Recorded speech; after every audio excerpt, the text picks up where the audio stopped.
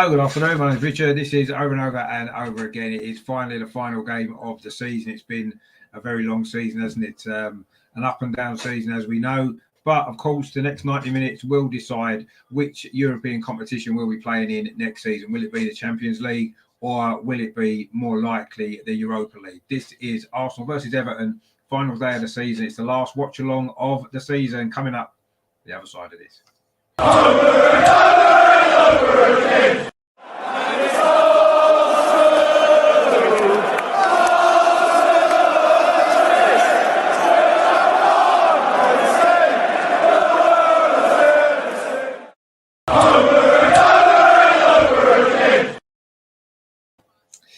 So, hello, good afternoon. Looking forward to the final game of the season, of course, this afternoon at the Emirates, Arsenal versus Everton. Of course, Everton secured their Premier League survival, didn't they, on Thursday night with that brilliant comeback victory against Crystal Palace. So there's not a lot riding on this game today for Everton. In fact, there's nothing at all really other than maybe a league placing or two. For us, of course, we do need to win to have any chance of getting that top four.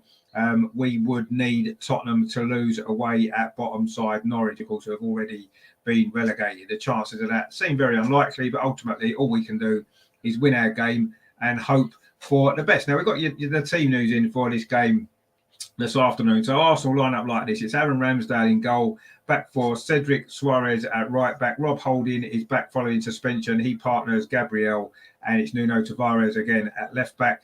The three in midfield, as expected, Mohamed El-Neni, Granit Xhaka and Martin Odegaard, of course, in the number 10 position. And then the three up front, Bukayo Saka, Eddie Nketiah, and it's Martinelli. Gabriel Martinelli comes in place of Emil Smith-Rowe, who drops down to the bench. I don't think he's been 100% fit, has he, in recent games. So on the bench then for Arsenal is obviously goalkeeper Bernd Leno.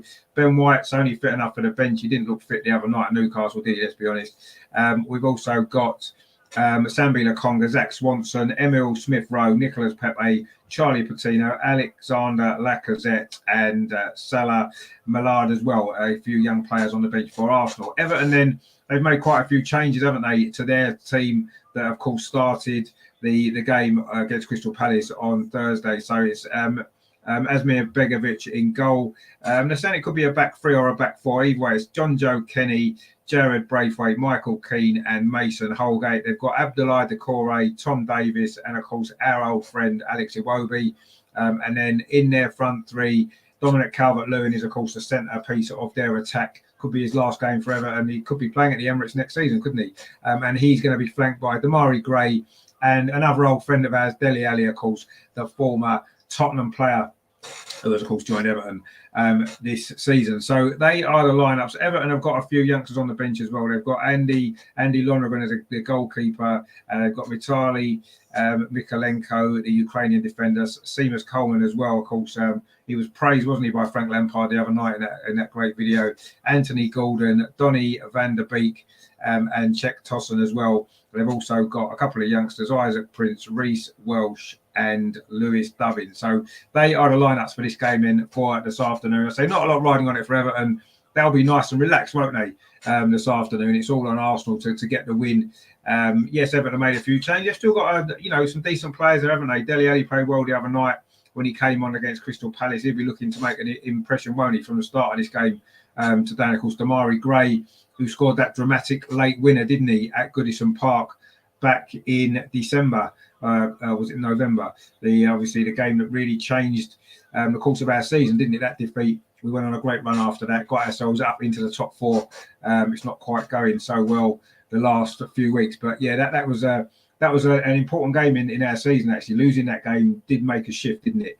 That was, of course, the last game that Pierre-Emerick Aubameyang played as well. But yeah, it was that late winner, wasn't it, from Damari Gray? Of course, the good news for us is Richarlison, who's clearly been Everton's best player this season. He's not in the squad at all. Obviously, been given the weekend off, an early into the season for him, having done his job for the team, of course, in recent weeks, some important goals he scored. So that's a big bonus for us in that respect. And, of course, Calvert-Lewin will be maybe looking to give an audition for himself, mightn't he, for a place at Arsenal possibly next season. Of course, there's talk that we need a striker. We do need a striker, at least one striker, and he's been one of the names mentioned, hasn't he? So we'll see exactly what happens with that side of it. But from our perspective, we just have to win this game. Ben White clearly wasn't fit, was he, on Monday? and he's only fit enough for the bench today. I don't imagine he'll be coming on, even if needed, as we saw against Tottenham as well, didn't we, a week or so ago. Gabriel is fit again to start. He didn't look 100% the other night either, did he? Tomiyasu's out though, isn't he? He did, of course, go off as we saw against Newcastle, so he's not even in the squad at all. Not surprised by that. So Cedric gets a place back at right back, and of course Nuno Tavares starts at left back. You can see the issues that we've got is in squad depth, isn't it? I mean, we've known that since before January, but what's happened since January has just made it worse, hasn't it? With the injuries that we've had in defence and in midfield. In particular, Thomas Partey, who was training, wasn't he? But I always thought he was going to be a big arse to expect him to be fit today. He's not in the squad either. There's no real surprise there. So it's Mohamed El Neni and Granit Xhaka who are playing just behind the captain, Martin Ødegaard, who didn't have a great game, did he, the other night? Nobody did, let's be fair. That was a dreadful performance, as we know. 2 poor performances in a row. So we're not coming into this game with much form, are we? Which is a worry. But this is just a one-off game, isn't it? Everton have got very little to play for. We know we have to win, and then hope that the result at Carrow Road goes in our favour. Of course, it's a big day, isn't it? 8 of the 10 games today, the final game of the season. There's something riding on 8 of them, isn't it? Obviously, our game here could decide the Champions League. You've got Brentford at home to Leeds. Of course, Leeds need a result to avoid relegation. Brighton and West Ham. Of course, West Ham could still get that 6th place and a place in the Europa League if they beat Brighton, and Manchester United drop points. Burnley, Newcastle, of course, Burnley, another team in that relegation battle with Leeds. One of those two is going to get relegated this afternoon. Who's your money on? Who do you want to go down out of those two? It's difficult, isn't it? I like Burnley. It's a good away trip. Obviously, Dan from Turf Moor House TV, I love him as well. So I wouldn't like to see them go down. But Leeds are a big club, probably deserve to be in the Premier League. I've got a little bit of a soft spot for them as well. So it's a tough one for me today, but we'll see how that works out. Chelsea-Watford's a game with not much riding on it. Watford already relegated, Chelsea already in the Champions League, so that game's a bit of a write-off. Then it's Crystal Palace-Manchester United. Of course, as we said, Manchester United could still seal that place in the Europa League, the 6th position. They just need not to lose that game today. Leicester-Southampton's another game, not a lot riding on it really, a couple of league positions here and there, and that's it on that one. And then, of course, we've got the big ones, the last 3 games on the list. Liverpool at home to Wolves. They need to win and hope Man City slip up. Man City, of course, play Aston Villa. Steven Gerrard will be looking to try to win the league for his former club, won't he, if he can. And, of course, the final game is that one at Carrow Road, of course, Norwich against Tottenham, where we need Norwich to pull off some sort of miracle. But ultimately, it matters very little what happens at Carrow Road if we don't win this game. So we have to win. That's the most important thing. That's what we need to focus on, is getting our job done. You know, it's certainly in our favour in the sense that Everton have got their job done. They don't need to worry too much about this game, so they can come into it without even riding on it. I say they've made a few changes. If they lose, I don't think they're going to be overly bothered. Let's be honest. But you know, I'm sure they're not just going to roll over and let us win. We're still going to have to play well. They've still got some very good players in their team, and we're still missing 2 or 3 big players as well. So it's going to be a tough afternoon. This, I do think we will win. Maybe only just. I think we will shade it maybe 1-0 or 2-1. It's going to be a tight game. I do think we'll win. Do I think it'll be enough? Probably not. Let's be honest. No, is the answer. I don't. I do think Norwich aren't good enough to beat Tottenham. I don't think Tottenham will throw that away. I've got to be honest. There was talk of players being unfit, but they pretty much got their full strength team starting that game today. So they didn't have any food poisoning issues that people were maybe hoping for. But ultimately, we had our opportunity, didn't we? The last 2 games, a draw and a win in our last 2 games, we'd be there already. 2 wins in our last 2 games, we would have been there already. So, you know, we're in this position due to our own failings, and you know, we can't really expect anybody else now to help us out and get us that 4th place. We had the opportunities ourselves to do that in the last 2 games, and we haven't been able to do it. So that's down to us and see what happens. And we have to win the game as well, because I think if we don't, then I do think that will be a big problem, won't it? Because ultimately, it's what we have to do, and then you know that's our job today, isn't it? Is to win. is to win our game, and that's all we can hope for. Now, I did have a stream, but for some reason it seems to be showing the Chelsea game now, which is slightly annoying. But anyway, I will see if I can actually find one that's showing the Arsenal game. I'm sure I will be able to. There's loads of streams about. It's just a matter of finding the right one, which I'm sure we will do. Let's have a look what's going on. So yeah, we are 5 minutes or so away from the kickoff. Then, so I'll just quickly run through the teams again. So for Arsenal, Aaron Ramsdale's in goal. The back four: Cedric Suarez, Rob Holding, Gabriel, and Nuno Tavares. So Cedric's back at right back for Tomiyasu. Rob Holding's back in for Ben White. So 2 changes to the defence. The midfield is as it's been in recent weeks: Mohamed El-Neni, Granit Xhaka, and Martin Ødegaard, who's captain again, and the front three: Bukayo Saka, Eddie Nketiah, and Gabriel Martinelli comes in for Emil Smith-Rowe. He did make a bit of an impact, didn't he, from the bench on Monday, Martinelli, one of the only players who actually looked like he was actually up for that game.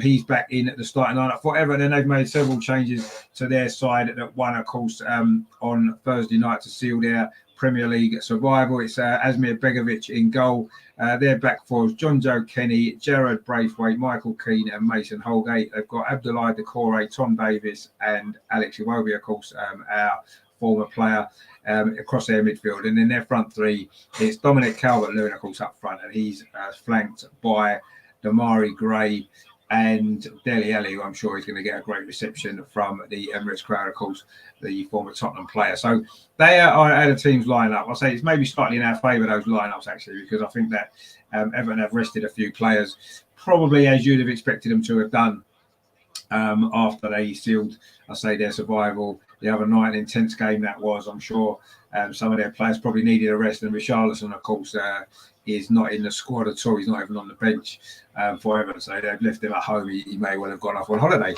the Brazilian, which is probably good news for us. I do think he's their best player. But as I said before, it was, of course, Damari Gray who got that late winner at Goodison. So we have lost the last 3 games against Everton as well. And both league games last season, of course, they did win this fixture 1-0, didn't they? If you remember that game at the Emirates, it was an own goal, wasn't it, from Bernd Leno late in that game. That was Everton's first victory away at Arsenal for 26 years. So that was a poor performance last year. So we need to obviously improve on that today. And if we do, then there's no reason why, I believe there's no reason why we won't win this game. Ultimately, though, I don't think it is going to be enough. We can't finish any lower than 5th regardless. And I think that's where we are going to finish now. There's debate to be had, isn't there, whether finishing 5th constitutes a good season. Yes, if you look at maybe where we were at the start of the season, you could probably say that 5th would have been what we would have expected. I remember on the show at the start of the season, we all sort of basically said top 6 was essential. We had to finish top 6 to get back into Europe or the Europa League at least. That was the minimum expectation. So we've hit the minimum expectation, but just achieving the minimum isn't really good enough, is it, for Arsenal overall? But it is what it is. We are back in Europe. That's what we had to be. And now we can just look forward, look ahead to next season. And I mean, we'll see. There is still a very, very slim chance we could be in the Champions League next season. But I think we've all mentally prepared ourselves, haven't we, for the Europa League, which was, I say, the minimum requirement for the season. And we have achieved that. So we need to be... I mean, it's difficult, isn't it? I say we should be pleased about that. When we had it in our hands, it's difficult to feel pleased about it for me, because it was there for us. It was there for the taking, and unfortunately, we wasn't able to do that. And personally, I find that pretty frustrating, actually, if I'm honest. But we'll see what happens. I mean, Norwich may well come and do us a favour. Who knows? It seems unlikely, as I said, but we've seen some strange things in football, haven't we? Some last days dramas in the past and stuff like that. So it's difficult to know what to expect here. But ultimately, what Norwich do is irrelevant. We need to win our game first and foremost, and if we do that, then that's all we can do. At least end the season on a high. I say it's been a difficult season, hasn't it? Let's be honest. Overall, a tough season. We've got Mark in the chat. He says, "Come on, let's put on a show for this last game." Yeah, that's what we want, don't we? Go out in style. And Rajendra says, "Hi, Richard. A poor finish for us. All we can do is win our game." Exactly. Yeah, we can just win our game. But that's it. That's all we need to do. Just focus on that. Actually, focus on us winning this game, and then we can then look ahead or look across east to Carrow Road and see what's happening over there. But if we don't win, it's totally irrelevant, isn't it? As we know. So it's out of our hands. It was in our hands, as we know, up until a few, or two games ago. Even on Monday, that was a frustrating thing for me on Monday. That was in our hands, wasn't it? Monday, it was there for us. We won that game. It was in our hands going into this game, and we didn't play like we believed that we could win that game, and that was the frustrating thing for me. But anyway, that's all done now. Let's forget that. It's over and done with. We can just concentrate on this game now. Let's win this game today. Let's get the 3 points on the board, and who knows if it's enough. It is enough. A lot of these streams here are saying they're showing the Arsenal game, and then we've got Liverpool on this one. We've got Chelsea on the other one. Not quite sure what's going on, but anyway, I'll keep looking to see if we can find one. There'll be a stream of it somewhere, as we know. That's always the case on the last game of the season, because they're all played at the same time. It does make it a little bit more tricky, but we'll do what we can do. I've got Liverpool on that one and Liverpool on that one as well. That's good, isn't it? All the streams are showing Liverpool. But anyway, we'll see what we can do. I'm sure I will find one eventually. There are streams knocking around. It's just trying to find the one that's going to be showing the right game. Oh, hang on, I've got one here. Fine. I think we might be here. Here we go. Right. Okay. Good. We are in business. So we are, in fact, ready to kick off here at the Emirates. Arsenal, of course, in the new kit, which the new home kit, of course, which was released on Thursday, I think it was. So Arsenal are going to be kicking off this game, attacking the goal to our right, which will be the clock end in the first half. A lot of new shirts in the crowd. Sometimes I wonder what Arsenal fans think. At the end of the day, we shouldn't be putting money into the owners because they clearly don't care about their club. Anyway, here we go. Normal kickoff. Gone back to Aaron Ramsdale, and he booted it up this near side. Arsenal's right. Didn't go very far, actually. Everton do clear that one away. And again, there's Tom Davies getting involved with Cedric Suarez there very early on in this game. So Arsenal attacking the goal to our right in this first half. The clock end, as we said, in this new home kit, red shirts, white sleeves, the collar, which I'm not overly keen on, white shorts and red socks. The Everton fans are in good voice in that far corner. The goal that Arsenal attacking in this first half, of course, they'll be delighted, won't they, that they survived the season, and they will be in the Premier League. It takes its early free kick to Arsenal, plays it square to El Neni, plays it across the pitch to Granit Xhaka over on that far side. It's gone over right away over now to Martinelli, goes past Everton defence, but across towards the end of the 6-yard box, and Everton head just gets it away there. Arsenal looking to get a fast start here, and we will see. Ball back into the box here from Granit Xhaka. We've got Paul in the chat as well. Of course, he was on the show on Friday. Good to see you. I hope you're well. Looking forward to the game. You can feel relaxed, I'm sure, for the next couple of hours. We're still going to be a little bit tense still, certainly until we find news from elsewhere. But anyway, so we're just going to focus on this game for today. Martinelli again does well down that far side, finds Granit Xhaka in midfield for Arsenal, plays it out to the far side, Nuno Tavares. The kit actually looks nice on the players, actually. I still don't like the collar, but anyway, Arsenal coming forward again now. Martin Odegaard down this near side, Arsenal's right. He's got Cedric Suarez outside him. He's got Cedric Suarez, puts a cross in towards a penalty spot, headed out, or not really out, back out for a throw to Arsenal. I think it was Abdoulaye Doucouré with that header clear. In fact, it was. Cedric Suarez takes his free kick back to Mohamed El Neni. Paul says Liverpool are losing already. Well, that would be a shock, wouldn't it? Losing at home in that game when they have to win.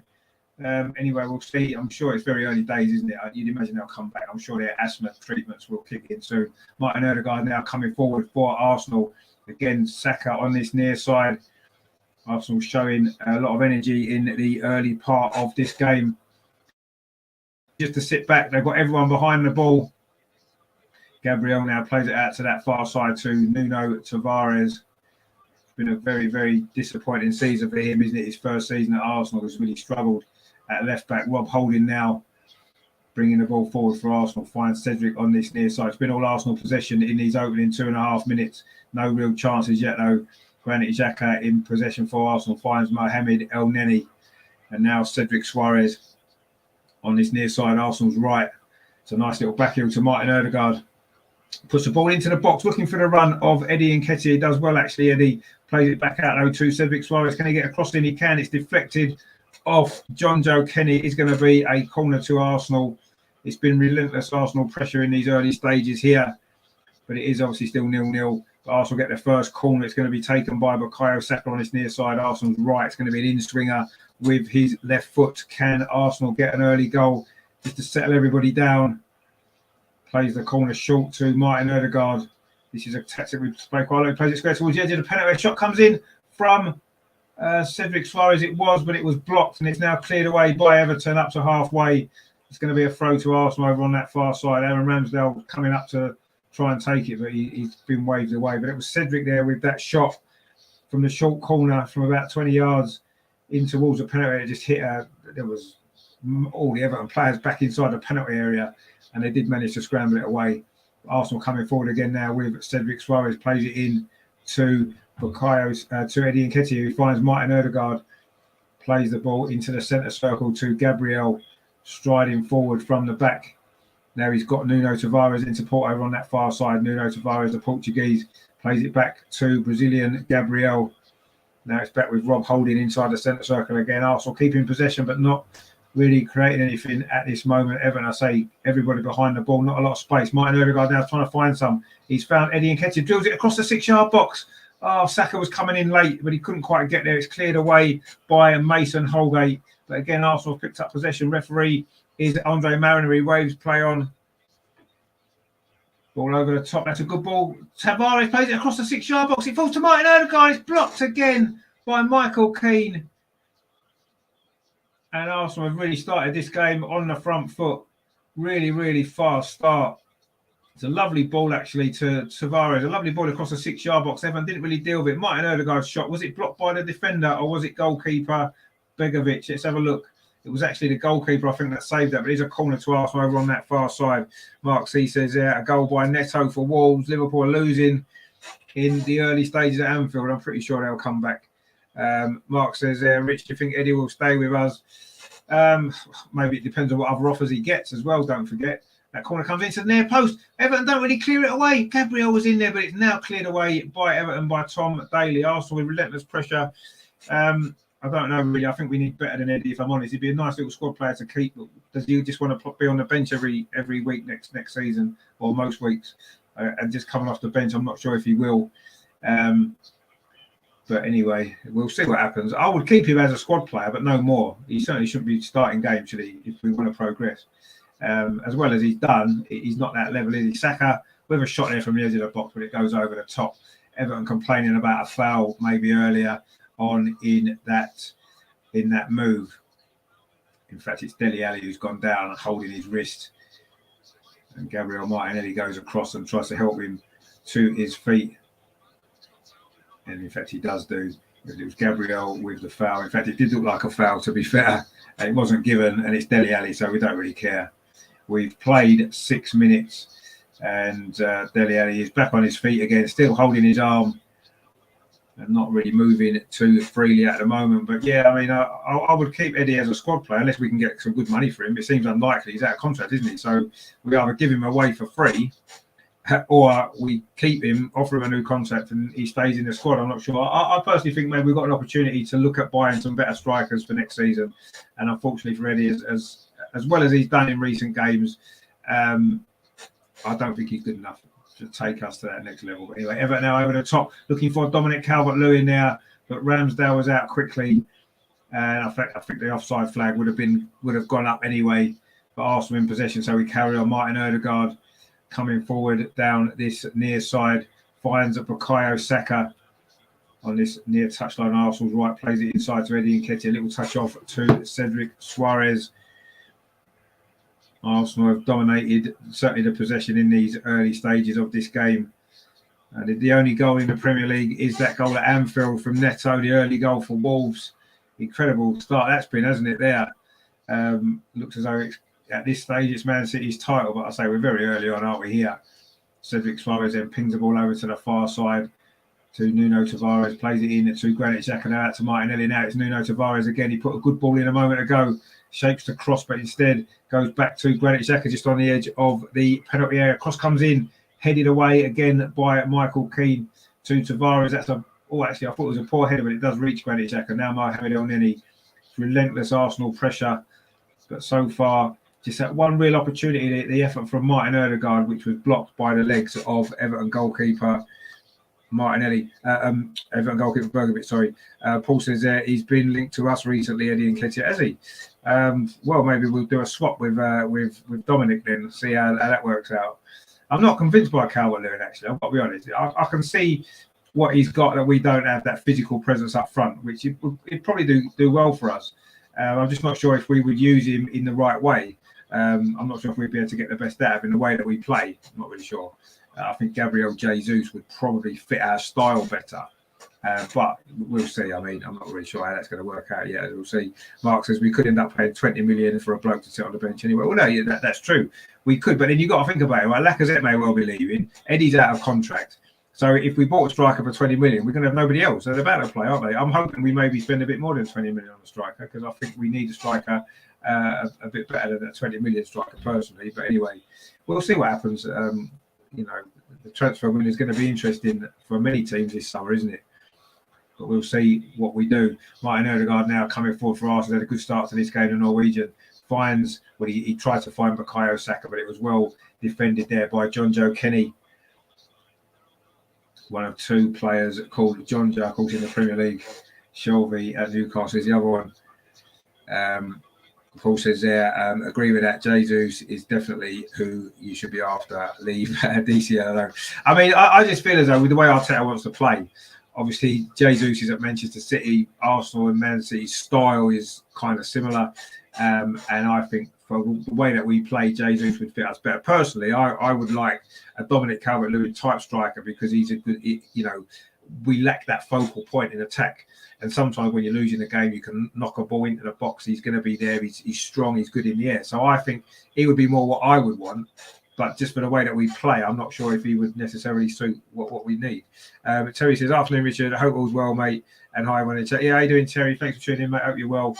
It's been a good start to this game for Arsenal in terms of the fact that we've dominated the possession. Everton just got everyone behind the ball, and they're looking to launch counter-attacks when they can. Alex Iwobi, I don't think he's had a touch yet in his opening 10-11 minutes for Everton. Back, of course, at his old stomping ground. Alex Iwobi, who's been playing well lately, apparently, for Everton, which is good. He was, he's a nice lad, Alex Iwobi. He was never quite good enough, I didn't feel, for Arsenal. But he did score in the Europa League final, didn't he, against Chelsea, of course, a few years ago. Was it 3 years ago now, wasn't it?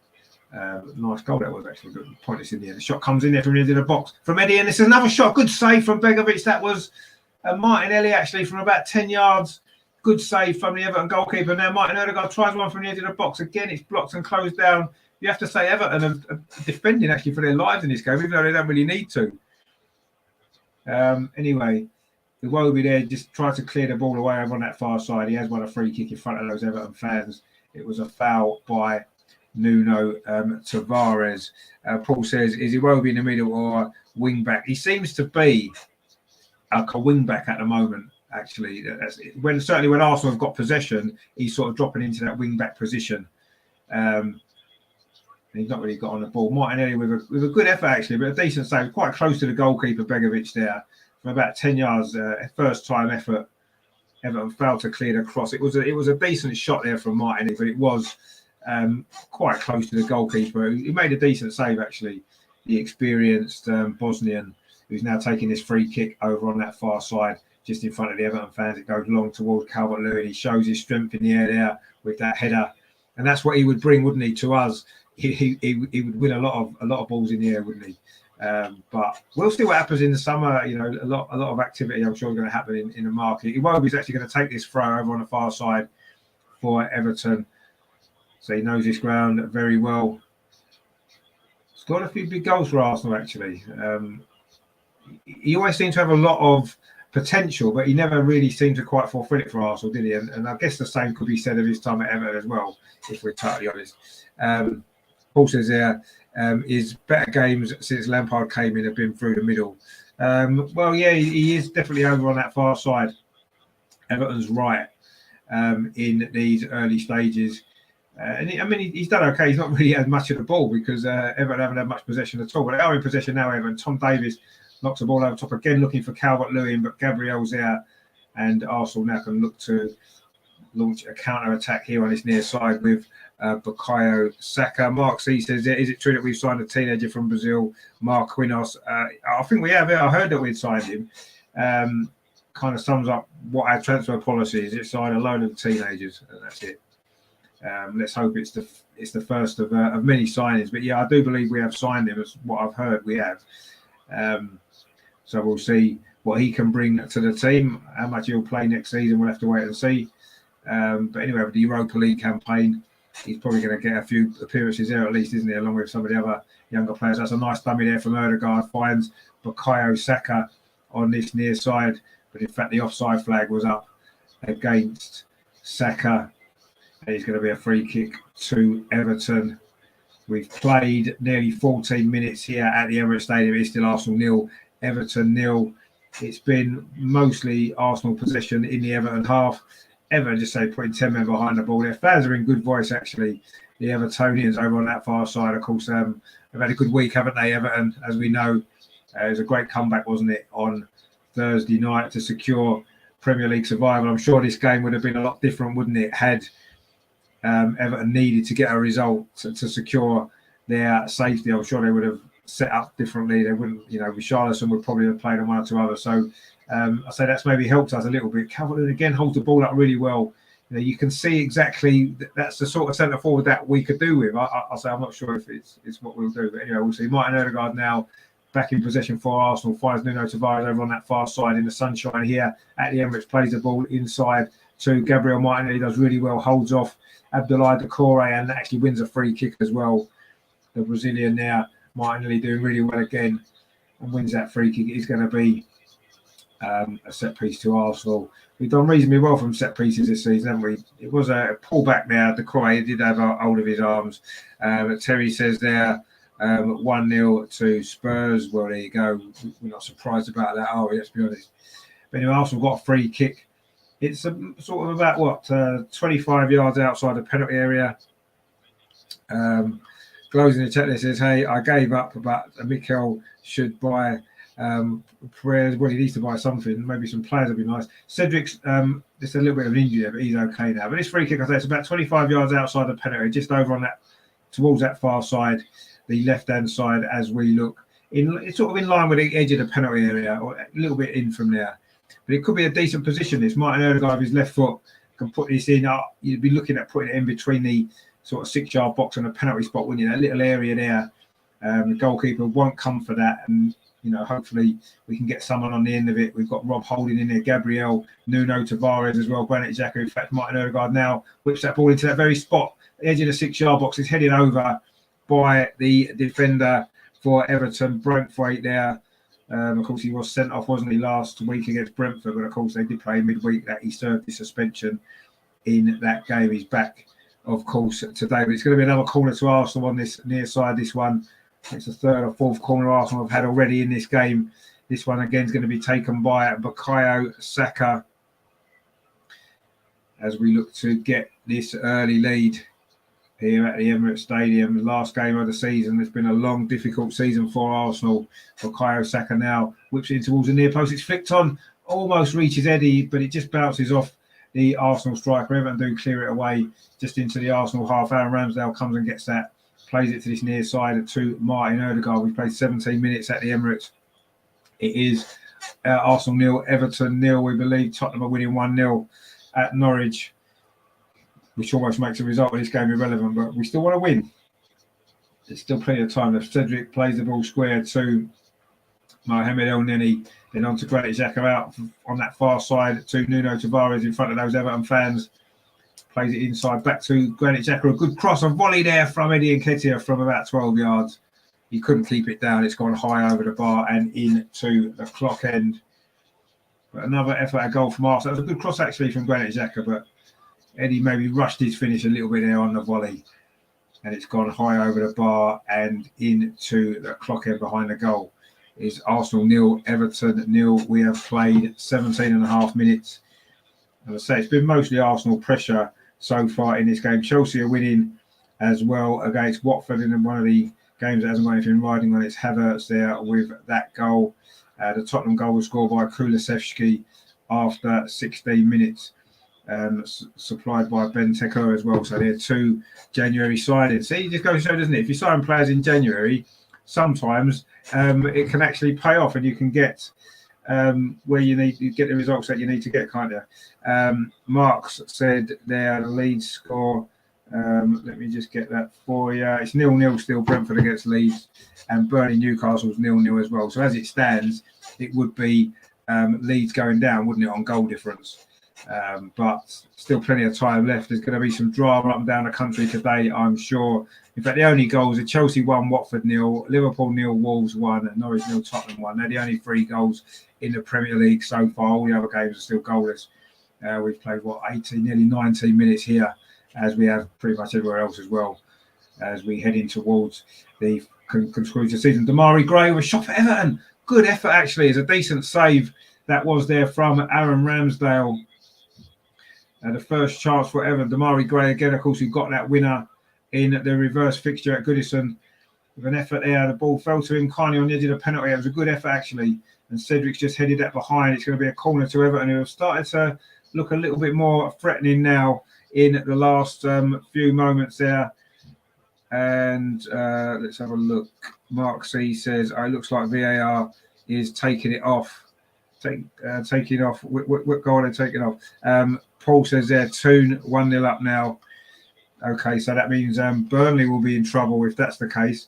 In fact, Leeds are winning 1-0. It was Gelhardt with the goal. He's just scored for Leeds. So Leeds are winning and Burnley are losing. So maybe it might be Burnley going down and not Leeds, as things stand at the moment. Anyway, we'll see what happens in this corner for Everton. It's put in by Alex Iwobi. A header comes in, so it's half clear, but now it is cleared away by Gabriel Martinelli. It's going to be a throw to Everton, on this near side, right in front of the Arsenal dugout. Mikel Arteta picked up the ball there, but it's going to be a throw to Everton, which Damari Gray is going to take. A dangerous corner that was, actually. Whipped in towards the near post, looking for Calvert-Lewin, but the ball ended up being cleared away by Gabriel Martinelli. And it's now gone out again for another throw to Everton. A little bit further up the pitch on this near side, Calvert-Lewin has come across, but he's going to leave it to John Joe Kenny. So, Newcastle have gone 1-0 up at Burnley. It's a penalty from Callum Wilson with the goal there for Newcastle. So, Burnley, in fact, I think the Leeds guy has been disallowed. The Leeds guy has been disallowed. It's 0-0 against Leeds against Brentford. But Burnley are losing, so Leeds would, if it stays like that, Leeds would survive on this last day. So there are still 2 or 3 things still to be resolved in the Premier League this season. Some of the positions, certainly. Kevin's in the chat here. Kevin, he says, afternoon, Richard, hope you're well on last game of the season. Yeah, last game of the season. I say maybe I won't be too disappointed to see the back of this season. I said that last season as well. I was hoping that may have been some better moments to enjoy this season. Maybe there has been a few, but overall, it's disappointing finish, isn't it? It's been a disappointing finish. And Martin Odegaard plays the ball to Cedric, whips across and it's deflected off the core, and Everton do manage to clear it away. Martin Odegaard can't keep the ball in. He's going to be a throw to Everton on this near side, which Dele Alli was looking to take quickly, but he's left it instead to John Joe Kenny, who is going to take this throw for Everton. It's still Everton, Arsenal 0, Everton 0. We're midway through this first half. There's been a few goals in the Premier League. So Newcastle have beaten Burnley 1-0. Chelsea have beaten Watford 1-0. Wolves have beaten Liverpool 1-0. And the bad news from our perspective is Tottenham are beating Norwich 1-0 as well. So I say it would make the result of this game irrelevant to where we finish in the table. We can only finish 4th or 5th, and to finish 4th we need to win, and Tottenham need to lose, as we know. Anyway, Arsenal in possession over on that far side. Gabriel Martinelli finds El Neni. Martinelli gets it back again right on that far touchline, plays it inside to Mohamed El Neni. Got a little bit of space to run into, finds Cedric on this near side. Cedric's got Saka outside of it. Instead, he whips the ball in towards the far post. It's Alex Iwobi there with a header not very far. Martinelli's shot comes in. It hits Alex Iwobi. Martinelli was claiming a handball. Not sure if it was actually. It was reasonably good defending from Iwobi. Not that he ever seemed to do much defending when he played for Arsenal, but anyway, he defended well there, Iwobi, twice. And he blocked that second effort from Martinelli. I'll say Martinelli was claiming a handball. I'm not sure if it was. Anyway, Arsenal still in possession now with Nuno Tavares over on that far side. That's a poor ball cut out by Tom Davies. Calvert-Lewin holds it up again well for Everton. Finds Dele Alli. Plays it up this near side again to Calvert-Lewin. He's got Rob Holding in front of him. In fact, he's held up by Cedric. Plays it square into midfield to Tom Davies again. John Joe Kenny heads it on again. Dominic Calvert-Lewin shows his strength in the air. Dele Alli tried to play the ball across there. Good defending, actually, from Bukayo Saka it was. And now Arsenal have got a counter-attacking opportunity. Martinelli very central now. Now he's moving over to that far side. He's got Nuno Tavares outside him. Tavares cuts in, runs into a little bit of trouble, but gets away, but then tries a shot from about 30 yards high over the crossbar. Apparently he's got the hardest shot in the Arsenal squad. So said, I think it was Gabriel. They're just showing, in fact, VAR are checking his possible handball against Iwobi. He kind of hit the top of his arm there. He did move his arm towards the ball, but it sort of hit him here. So I don't think it's going to be given as a penalty. VAR are checking it. I'll be surprised if they give this as a penalty, actually, but we will see. He sort of hit him about here on his arm. He's moved his arm like that towards the ball. It has hit his arm. So we'll see what happens, whether or not this will be given as a penalty. Just having a good look, actually, VAR. Are we going to get a last day penalty? Or the referee's going to have to go and have a look at the screen. This may well be a penalty, actually, for Arsenal. Usually when the referees look at the screen, they tend to give the penalty, don't they? Because VAR are telling them that they think it probably is a handball. His arm is slightly out. It's hit him. It has hit him about there, on sort of where the sleeve is. And I know they say that's sort of where it is. It's there. I don't know, actually. I think it will be a very, very harsh penalty if it's given, personally. Obviously, it's going to do us a favour. It's not hit his arm, it's hit him up here. So I don't know. I really don't know what the ref's going to do. I think it's going to be a very harsh penalty if it's given. He's given it. Andre Mariner has given the penalty. Wow. Paul says there, our lot saying it should be a pen. Is that Alan Stubbs thing all over again? I mean, I don't want to see penalties given for that, if I'm honest, because it's hit him up here. It's not like he's got his arm out and it's hit his arm. He's just gone like that and it's hit him there. I don't know. I'm not sure if that should have been a penalty. But anyway, it's been given as a penalty. It's given us the opportunity to take the lead. It looks like it's going to be Gabriel Martinelli, actually. Bukayo Saka, who has been taking penalties recently, of course, those two against Chelsea and Manchester United. He recently converted. But this one is going to be Gabriel Martinelli, actually. It'd be nice to see him with an opportunity to get a goal, actually, because he's only scored 5 this season. Maybe we should have expected a few more goals from him. But we've been given this opportunity out of the blue. It was Gabriel Martinelli's shot initially, actually, which did lead to the penalty, which I think is really harsh on Everton. But anyway, we need to take advantage of it now. Martinelli is going to be facing Begovic. He's getting spoken to by a referee as he's wandering about to try and delay a bit of time. To put a bit more pressure on the Brazilian. But let's see what he can do. Gabriel Martinelli versus Asmir Begovic to give Arsenal the lead. 26.5 minutes played here at the Emirates. It's going to be Martinelli with the penalty. Can he put it into the net? Oh, he sends the keeper the wrong way. It is 1-0. Gabriel Martinez, his 6th goal of the season.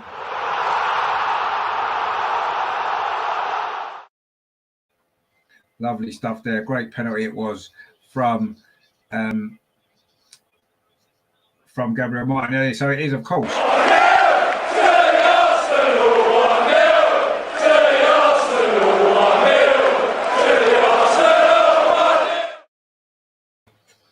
So it is 1-0 to the Arsenal. Nice cool penalty there. Begovic died to his right. Martinelli put it in the opposite corner in front of the clock end. gives Arsenal the lead. Maybe a little bit fortuitously, it has to be said, but that is the first goal scored in this new kit as well, which is nice. Terry says there, Martinelli 1-0. Paul says 1-0. Time to bet on a 1-2. Redano says 1-0 to the Arsenal. Redano says he moved his upper arm towards. Well, he did, but it hit his more of his shoulder, didn't it? I thought the sleeve was what they was using, but anyway, whatever it is, I don't like to see penalties given for that. I just think that's ridiculous. When you see other penalties not given for when the arm's out, I don't know. I just don't like to see penalties like that. For me, that's not a penalty. But anyway, we'll take it. We 1-0 up, but that's great news. Kevin says Erdegaard, great signing this season. A couple more signings, then look forward to next season as usual. Well, we'll see what the transfer window brings. We need to improve the squad as much as we need to improve the team, the first 11. We do need to improve the squad as well, don't we? With some depth in certain areas. Eddie's just won us a corner actually by pressing goalkeeper Begovic, which is what he likes to do. It's going to be a corner on this near side, which Bukayo Saka's taken to Martin Erdegaard. That little short corner happens again. Again, it's found Cedric, fires a shot in. Again, it's hit a defender in the box. This time it was Dele Alli, I think it was. Still haven't done really clear the ball away. Are they going to show any more ambition now? Or maybe not. Anyway, Granit Xhaka's now in possession for Arsenal. Finds Cedric Suarez on this near side. Cedric does well, but he maybe tried to do too much there. And the ball's going to go behind, is it, for a corner, is it? The line was given a corner. Cedric actually did quite well there. Dele Alli tried to let it run out. He wasn't able to. And he gets some stick from the clock end for his troubles, which is nice to see. So it's Arsenal 1, Everton 0. We've played nearly half an hour at the Emirates. And Granit Xhaka and Dele Alli in a little bit of a conversation, and Granit Xhaka pushes Dele Alli away. Doesn't need to get involved. Granit Xhaka, yes, it's Dele Alli, and he's an absolute knobhead, but you don't need to get involved, Granit. Just leave it, man. We're winning. You know, it doesn't matter. The referee now is going to call them both over, along with the Everton captain Begovic as well. Just as a word with them. Not really sure what that was all about, actually. The referee's just telling Granit Xhaka to calm down. Rightly so. You don't need to get involved, mate, honestly. Just, you know, it doesn't matter, does it? We're winning 1-0. Don't do anything silly. Anyway, it's a corner to Arsenal again on this near side, which Bukayo Saka is going to take. Is he going to go for a long corner this time, or just play it short? It's going to be his corner here from this near side, which Bukayo Saka is going to take. It is a long way in towards the near post. It's flicked on. His header comes in. It is 2-0. Eddie Nketiah with the goal. Near post flick on. It was Saka's corner. I'm not quite sure who flicked it on, but Eddie was there inside the 6-yard box doing Eddie things. It is Arsenal 2, Everton 0.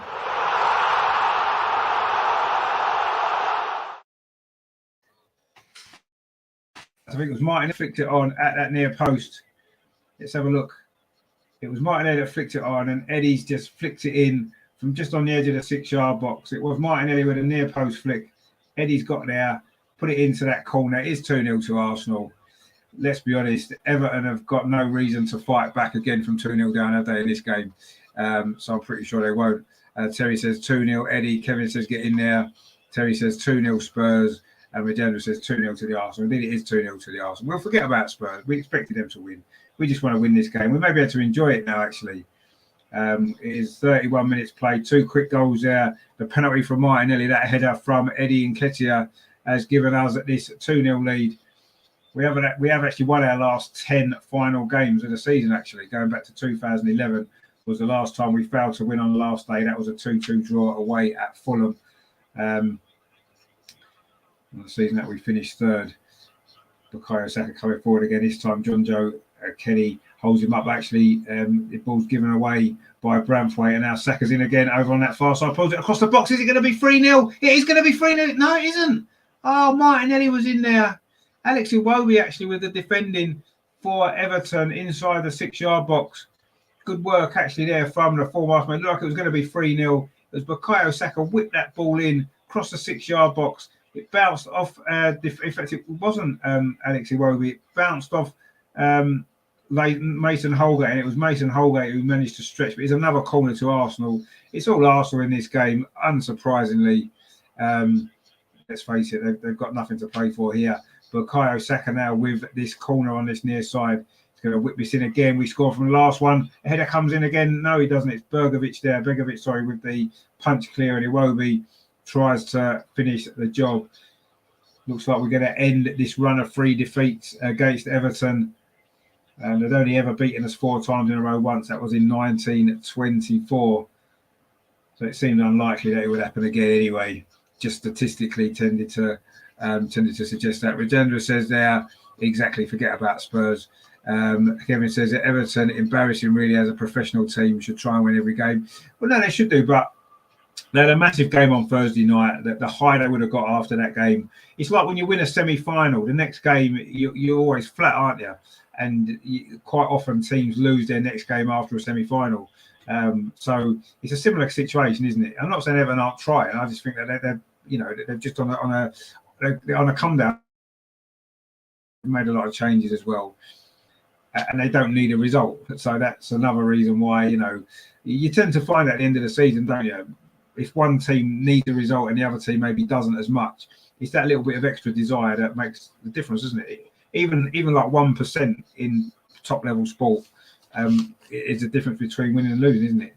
Just that small difference. And if one team has to win and one team doesn't, that often is that 1% sometimes, isn't it? Anyway, Arsenal in possession again. It's been a one-way traffic in this first half. Rob Holding there plays the ball to his central defensive partner, Gabriel, who's got himself into a little bit of trouble there under pressure from Calvert-Lewin, but he has won a free kick just outside of the centre circle in the Everton half of the pitch. Gabriel, have you tried to do a little bit too much there? Everton look as though they might be making a substitution, actually. It looks like it's going to be Donny van der Beek coming on for them. I'm not sure who's going off. Is it going to be Dele Alli, who of course did suffer that injury early on in this game? I'm not sure it's going to be Dele Alli. Kevin says there, your explanation, you should be a politician. Well, I just feel that that's what tends to happen in sport, isn't it? It's very small margins. Martin Odegaard in possession again for Arsenal. Martin nearly pings it to this near side at 2. Cedric Suarez striding forward, plays across the walls, that far post. The header comes in from Gabriel, but he couldn't get enough direction on it. In fact, I think it went off an Everton head. It's going to be another corner to Arsenal. Paul says there, I've not seen much of Everton this year, especially away from Goodison. We're poor. Terry says there, I can't believe the ref didn't give Ali a yellow card. Yeah, well, he couldn't give a yellow card. He didn't give a yellow card to Granit Xhaka either, did he? Paul says Villa 1-0 up. Wow, what a final day it could be. If Villa were to win, of course, Liverpool would still need to get a result, wouldn't they? Against Wolves, they're both losing at the minute. Another corner comes in towards the near post. They don't really clear. It comes to El Neni, tries a shot from 25 yards. He scored from there a few times before for Arsenal, but that one went over the top of the crossbar. We've got 10 minutes to play in this first half. Tottenham are 2-0 up. I don't know whether we mentioned that already. Harry Kane has got the second goal for Tottenham, so that's done and dusted. Liverpool have equalised against Wolves. Sadio Mane has got the goal for them after 24 minutes. In fact, it's Abdoulaye Doucouré going off with an injury for Watford. He's limping off, and it is going to be Donny van der Beek, who's coming on, of course, on loan from Manchester United. I wonder if that move will become permanent as the season goes on. I've not seen any news of the Aston Villa goal that Paul just told us about. Oh, yeah, Matty Cash. It's Matty Cash has scored. Is Steven Gerrard going to win the title? He couldn't win the title for Liverpool when he played for them. Maybe he might be able to win him the title now. He doesn't. But they are 1-0 up. And Liverpool have got it back to 1-1. I bet there's some... these are the sort of things that... One of the reasons why I get so frustrated with this Arsenal team and Arsenal over the last few years is because, I want to experience things like that again.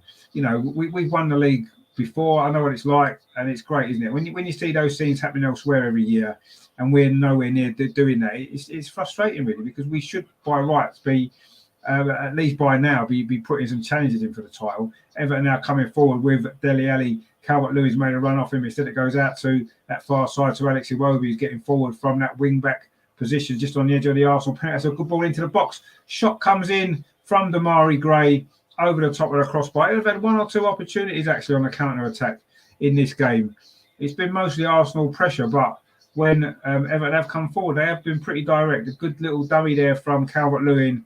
Damari Gray came in over on that far side. Cedric put him under pressure. Maybe he did enough there, Cedric, actually. And Damari Gray's shot went high into the North Bank behind that goal. But it is Arsenal 2, Everton 0. We're into the last 10 minutes of this first half. All the drama really today seems to be elsewhere. Liverpool 1, Wolves 1 at Anfield, and Manchester City 0, Aston Villa 1. So as things currently stand, they're level on points. But Man City would win the league on goal difference. Now Arsenal coming forward again over on that far side. Martinelli, it's a good run that from Nuno Tavares. Martinelli's ball looking for Granit Xhaka, but it's headed out by Everton. Damari Gray now in possession for it and plays it back to Begovic. And his clearance up that far side should be won by Martinelli. In fact, it is. And El Neni picks the ball up. Nuno Tavares now does well, actually. Plays the ball to Martin Odegaard on his near side. We're into the last 7-8 minutes of this first half at the Emirates. It's been a fairly comfortable first half for Arsenal, but Everton have had one or two little moments where they've threatened. They have threatened a goal, one or two little chances, but it's been mostly Arsenal pressure, as you'd probably have expected. Let's be honest, and that's exactly how it has played out. The stream is just froze, unsurprisingly. It is the last game of the season. There's a lot of people watching the football today, I'm sure. All these different games that have been going on, but the stream has frozen. But it will be back. We will be back with you very shortly. But it is still Arsenal 2, Everton 0, and it looks as though we are going to end the season with the 3 points, which is all we could hope to do. Let's be honest. Whether that was ever going to be enough, I guess we all probably felt it wasn't. But anyway. We can only do our job, can't we? And we've done our job pretty well in this first half. It's been a dominant Arsenal performance, and we are well on the way to finishing the season with the 3 points that we wanted. Just having a little bit of trouble getting the stream back, but anyway, let's see what is going on elsewhere. See if I can find another one. Not quite sure what's happening with some of these streams at the minute. Anyway, let's have a look. Oh, we're back again. I've got one again. Yeah, that's fine. So it's Alex Iwobi in possession for everyone over on that far side. Terry says, agree, Richard. I want to see the good times again. A lot of Arsenal fans are happy with mediocre crap. Well, there's not much we can do, is there? The club are in the situation that we're in. I don't think the board have got the ambition that we've got for the club.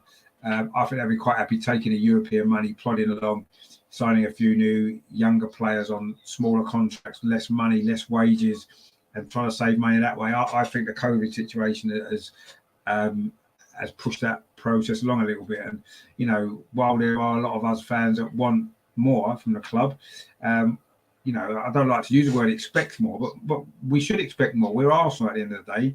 This will be now the longest period of time that we've gone without winning the league since 1929. We've never, that was the last time we went more than 18 years without winning the league. It's going to be obviously 19 years next season. Even if we do win it, it'll still be the longest time that we've gone without a title. So, we should expect more as Arsenal fans, because that's been the history for the last 90 years or so. Do you know what I mean? So. But yeah, it is out of our hands. Of course, we know that it is down to the board, and I don't believe they've got the same ambition. David Dean was a driving force, wasn't he, behind all that success that we had for so long, from the sort of mid part of the 1980s all the way through to the early 2000s. After he left in 2007, we reached the Champions League final in 2006, and since then we've been on a downward spiral, haven't we? It's been a slow process. Arsene Wenger kept us in the top 4 of those years, and maybe. We'd have probably been at this point where we've been the last couple of years a lot sooner. Oh, a bad mistake at the back there for Arsenal. Calvert-Lewin's in. Everton going to find a goal back before half-time. It's inside the penalty area. The ball played across the box. Dele Alli. Oh, and Arsenal still don't clear it. Demarai Gray. This is a disastrous bit of defending this from Arsenal. Just can't get the ball out. Alex Iwobi now has picked it up again for Everton. A bad back pass it was to start with. Let Calvert-Lewin in. Arsenal still haven't got rid of the danger yet. Tom Davies now plays the ball back to Alex Iwobi. Arsenal at least now managed to get a little bit more defensive shape again following that rather ragged few moments of play there just for half time. We don't really want to give Everton a goal at this point, do we? It was a poor back pass. I think it may well have been Cedric, or was it Rob Holding? Anyway, Arsenal now coming forward again with Bukayo Saka. Was fouled, was he? Referee says no. Tom Davies plays a lovely ball through to Demarai Gray inside the Arsenal penalty. Was he clipped by Gabriel? Referee says no. I'm sure VAR will look at that one as well. But the play goes on. Eddie Nketiah plays it back to Bukayo Saka. He's got the wrong side of the Everton defence. He's going to make it 3-0. His shot goes just wide.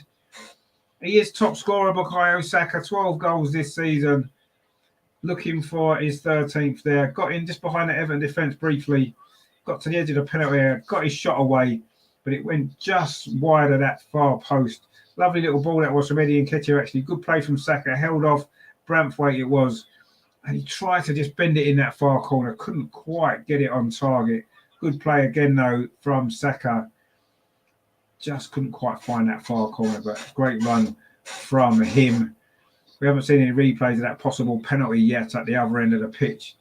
Demarai Gray it was who went down under pressure from Gabriel. I don't know if VAR have made their decision already. The referee is speaking to Gray, maybe just going over that decision with him. It looked like it could have been some contact. We're going to see the replay now. Demarai Gray knocked the ball past Gabriel. In fact, it was Granit Xhaka who came across the other side. It was maybe Granit Xhaka that perhaps got the final little touch on Demarai Gray. But the VAR's checks over. It wasn't given as a penalty. And Begovic there clears the ball along for Everton. They've certainly looked a lot more dangerous in the last few minutes. Demarai Gray again in possession. He's done well. Plays the ball up to this near side, but it's too far for John Joe Kenny to keep that in. And it's going to be a throw to Arsenal. Terry says there, Uncle Pat's Palace 1-0 up against Manchester United. Well, I quite like West Ham to get that 6th place, actually, to get in the Europa League. Mark says, so the Norwich players are on the beach already. Yeah, it looks that way. We're not surprised, are we? Let's be honest. And we can't blame them. It's our own fault. We were having to rely on them in the first place, isn't it? Really, let's be honest. We had the chance to get the job done ourselves on Monday, and we didn't. So we've got nobody to blame but ourselves, unfortunately. West Ham are 1-0 up at Brighton, actually. Antonio with that goal. So as things stand, West Ham would finish 6th, and they would find themselves alongside us in the Europa League next season. Of course, they did reach the semi-final, didn't they? As indeed we did last time we were in it. So, there you go. Martinelli now coming forward down that far side, fires Nuno Tavares. That's a good turn on the edge of the box by Tavares. He finds Granit Xhaka. He fires a shot from the edge of the box. It's a good save again from Begovic. We are going to have 3 minutes of stoppage time at the end of this first half. Arsenal looking for with the save. Nuno Tavares did well, found Granit Xhaka. He's about, 25 yards out on his left foot. It was on target. It was going in that bottom corner, but a decent save from Begovic. It's a save you'd imagine a goalkeeper should make at the top level. Granit Xhaka, of course, 1 goal this season. It was a great goal, wasn't it, against Manchester United recently at the Emirates. But it wasn't offside anyway, given there. And it's going to be a goal kick to Everton, which Begovic is going to take. Frank Lampard looks very relaxed on the Everton bench. Obviously done the job he was brought in to do, which was keep Everton in the Premier League, which he's done with a game to spare. But Everton are still coming forward now. Tom Davies battling away there in midfield, wins the ball well for Everton. Eddie Nketiah does a turn, but Arsenal do come away with the ball with Martin Ødegaard. He's got a little bit of space now, plays the ball forward to Granit Xhaka. That's a lovely ball to Nuno Tavares. He's also going to get a 3rd goal here. Tavares inside the penalty area. Oh, he made the wrong choice. Fouled Martin Ødegaard, but the ball's behind him. Xhaka chips it in towards that 6-yard box. Again, it's headed out by Everton. And Dele Alli is, who inside his own penalty area, actually under a bit of pressure, does well, the former Tottenham man. But he's actually lost the ball there to Cedric Suarez. Saka now over on that far side. Can Arsenal get his 3rd goal before half-time? El Neni gets it back from Ødegaard, does he? Not quite. And Tom Davis is in there. He certainly had a good game in midfield for Everton, actually, Tom Davis. Now, Damari Gray coming forward down at this near side. Dominic Calvert-Lewin running at that Everton defence, at the Arsenal defence. Dominic Calvert-Lewin, he tried to thread the ball through. He didn't get very far, but Arsenal still don't clear it away. Calvert-Lewin still in possession for Everton. We are now into the last 30 seconds of stoppage time at the end of this first half. Alex Iwobi, again, Dominic Calvert-Lewin inside the box, plays it across the 6 yard. It's going to be a tap-in. Everton have scored. It's Van der Beek with the goal. Right at the end of this first half, it was Alex Iwobi, I think it was actually. No, sorry, it was Dominic Calvert-Lewin with the assist. And Donny van der Beek with the goal. Paul says there, goal. And 2-1. Indeed, it is 2-1. That's my prediction, actually, 2-1, to be fair. But it is only half-time. Alex Iwobi did play a part in that goal. Lovely ball to Calvert-Lewin across the box. The Arsenal defence was sleeping.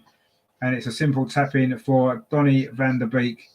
And that might be his first goal for Everton. I'm sure Paul will correct me if I'm wrong.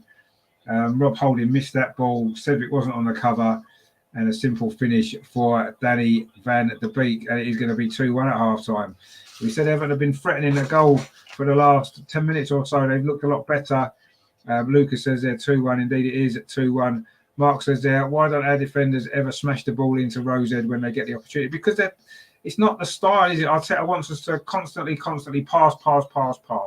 No matter what the situation, where we are on the pitch. It is half-time, by the way. We were 2-0 up, of course, as we know. There's 2 quick goals, the penalty from Martinelli and the header from Nketiah. But I say Donny van der Beek, who's just pulled a goal back for Everton right on the very, very stroke of half-time to make it 2-1. Very, very poor. So we still haven't kept a clean sheet since that game at Aston Villa I think that was in March, wasn't it? A long, long time ago. Anyway, Paul says that it is his first, started well, but has been injured. And well, today's his first appearance for a while. Well, okay, there you go. I don't remember him scoring for Everton before. So, but usually, if a player wants a goal, play against Arsenal, and you generally will find yourself with an opportunity to get one. And he couldn't really miss, could he? Van der Beek there with the goal for Everton. So it is half-time. Arsenal 2, Everton 1. It's been a strange game, a little bit of a strange atmosphere, maybe. Arsenal played pretty well, dominated most of that first half. We did get those 2 quick goals. The penalty, I thought, was a little bit harsh. It was a shot from Martinelli. Iwobi blocked it with his arm. It hit his arm up here. Referee, VAR, told him to check the screen, Andre Marinette. He went and checked the screen and decided to give a penalty. We took the opportunity. Fantastic. It was Martinelli sent Begovic the wrong way to give us the lead. That was after 27 minutes. Just 4 minutes later, we doubled the lead. It was a corner from the near side, Arsenal's right. Bukayo Saka whipped it into that near post. Martinelli it was with a flick on. And Eddie Nketiah from inside the 6 yard box. The fox in the box got his head to the ball, put it into the far corner to make it 2-0. We had other opportunities to make it 3-0. Begovic has made a couple of good saves as well. But Everton had 1 or 2 little opportunities. And then right on the stroke of half-time, some really poor defending from Arsenal. Iwobi found Dominic Calvert-Lewin down the right-hand side. His low cross across the 6 yard box. Arsenal defenders was asleep. And substitute Donny van der Beek, tapped in from close range. So Everton have got themselves back in this game. It was Abdoulaye Doucouré had gone off actually for Everton for that substitution for Van der Beek. And I say it was Van der Beek there with the finish, a poor goal to give away from the Arsenal defence. But I suppose it makes the second half slightly more interesting, maybe from a neutral perspective. And, you know, with the other scores elsewhere. I'll just go through all the scores then at half-time. So it is, obviously, Arsenal 2, Everton 1. Brentford 0, Leeds 0. That may be enough as things stand to keep Leeds in the Premier League. It's Brighton 0, West Ham 1. It's Mikel Antonio with that goal. Burnley 0, Newcastle 1. That would send Burnley down as things stand. That was a penalty from Callum Wilson. Chelsea are 1-0 up at home to Watford. That was Guy Havertz with that goal. Crystal Palace, as we mentioned, are 1-0 up at home to Manchester United. Zaha it is with that goal. Leicester and Southampton's 0-0. Liverpool against Wolves. They are still playing in that first half. It is 1-1. Neto gave Wolves an early lead. Mane has equalised for Liverpool. But Manchester City, listen to this from the Etihad. Manchester City 0, Aston Villa 1. Matty Cash with that goal after 37 minutes. Can Steven Gerrard win the league for Liverpool finally after all this time? And half-time at Carrow Road, unsurprisingly, it's Norwich 0, Tottenham 2, Kulusevski and Kane with those goals there for Tottenham, who now barring a Everton fight back from Norwich in the second half, are going to be playing Champions League football next season at our expense. So, yes. And as things stand at the moment, Man City, although they're losing 1-0 at home to Aston Villa, would still be champions on goal difference. Paul says there, general consciousness above the lads in the ground was that it was a penalty. However, we had a similar one that was not awarded for exactly the same kind of scenario against City. That's Everton fans. I mean, I don't know. I don't like to see penalties given for that because I don't know. If your arm's gone right out like that, we had one the other week, didn't we? Can't remember which game it was now, but anyway, we had one like that the other week, and you can kind of say fair enough. But if you're just going like the ball hits you up here, that wasn't meant to be a penalty, was it? So I don't know. I really don't. I don't understand the rules anymore. What handball is. Anyway, it was given. We'll take it, and we scored the goal, so that's good news. But I think they need to have a look at that handball thing maybe for next season. If was it supposed to be your arms an unnatural shape? And yes, he did move his arm towards the ball, but it's hit him up here. It wasn't down here. It wasn't down here on his arm. It was up here. So I don't know. Anyway, it was given. We've scored, and that's all that matters ultimately. But anyway, we'll see what changes maybe on that side of things next season. I'm not sure too much, really, if I'm honest. So while we're winning our game, which is all we can do, the real drama is elsewhere, isn't it? In the northwest, isn't it? Liverpool. It is half time. It is 1-1 at Anfield, and Manchester City are losing. Wow, unbelievable. Paul says there, t-shirt line, not handball. No, exactly. Yeah, that's what I believe the rule was, and that's obviously it was up here. It wasn't below his t-shirt line. So yes, everyone have got longish sleeves. The sleeves come down to here. But ultimately, it was up there. So anyway, Rajandra says that it looked more arm than shoulder. See, I don't know. I thought it was shoulder. And I always look at penalties, and I've always done this.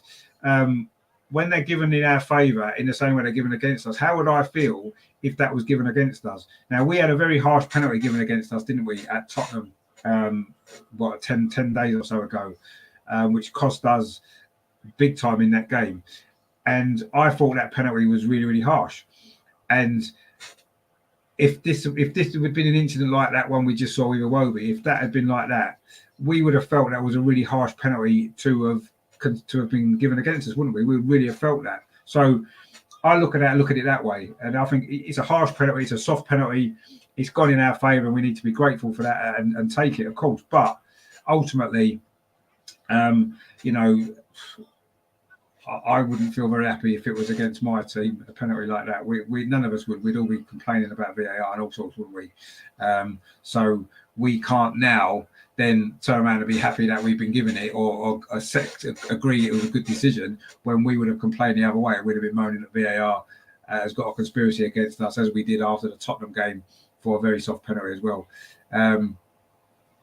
Paul says there, exactly the same reasoning. If you think you'd expect it against, then likely it's a correct. No, exactly. I've always tried to look at it like that because we've had so many harsh penalties given against us. So when we get a harsh penalty in our favour, I think, well, would I have accepted that the other way around? Would I have accepted that decision? Would I have been happy with that decision? And if I would not be, then I'm going to say it was a very, very harsh decision, and that one was. And I would not have been happy if that was given against us. Definitely not. Anyway, it's been given, we scored it, and I'm happy about it. But ultimately, it's a discussion point, isn't it? Not many other points to discuss in this particular game with very little riding on it now. Terry says, what sort of calibre of player do you think Arteta will convince to come to us for next season? Can't see world class myself, but why would they unless it's for money? Let's hope I'm wrong. Well, I don't think Arsenal want to sign these big money players, do they?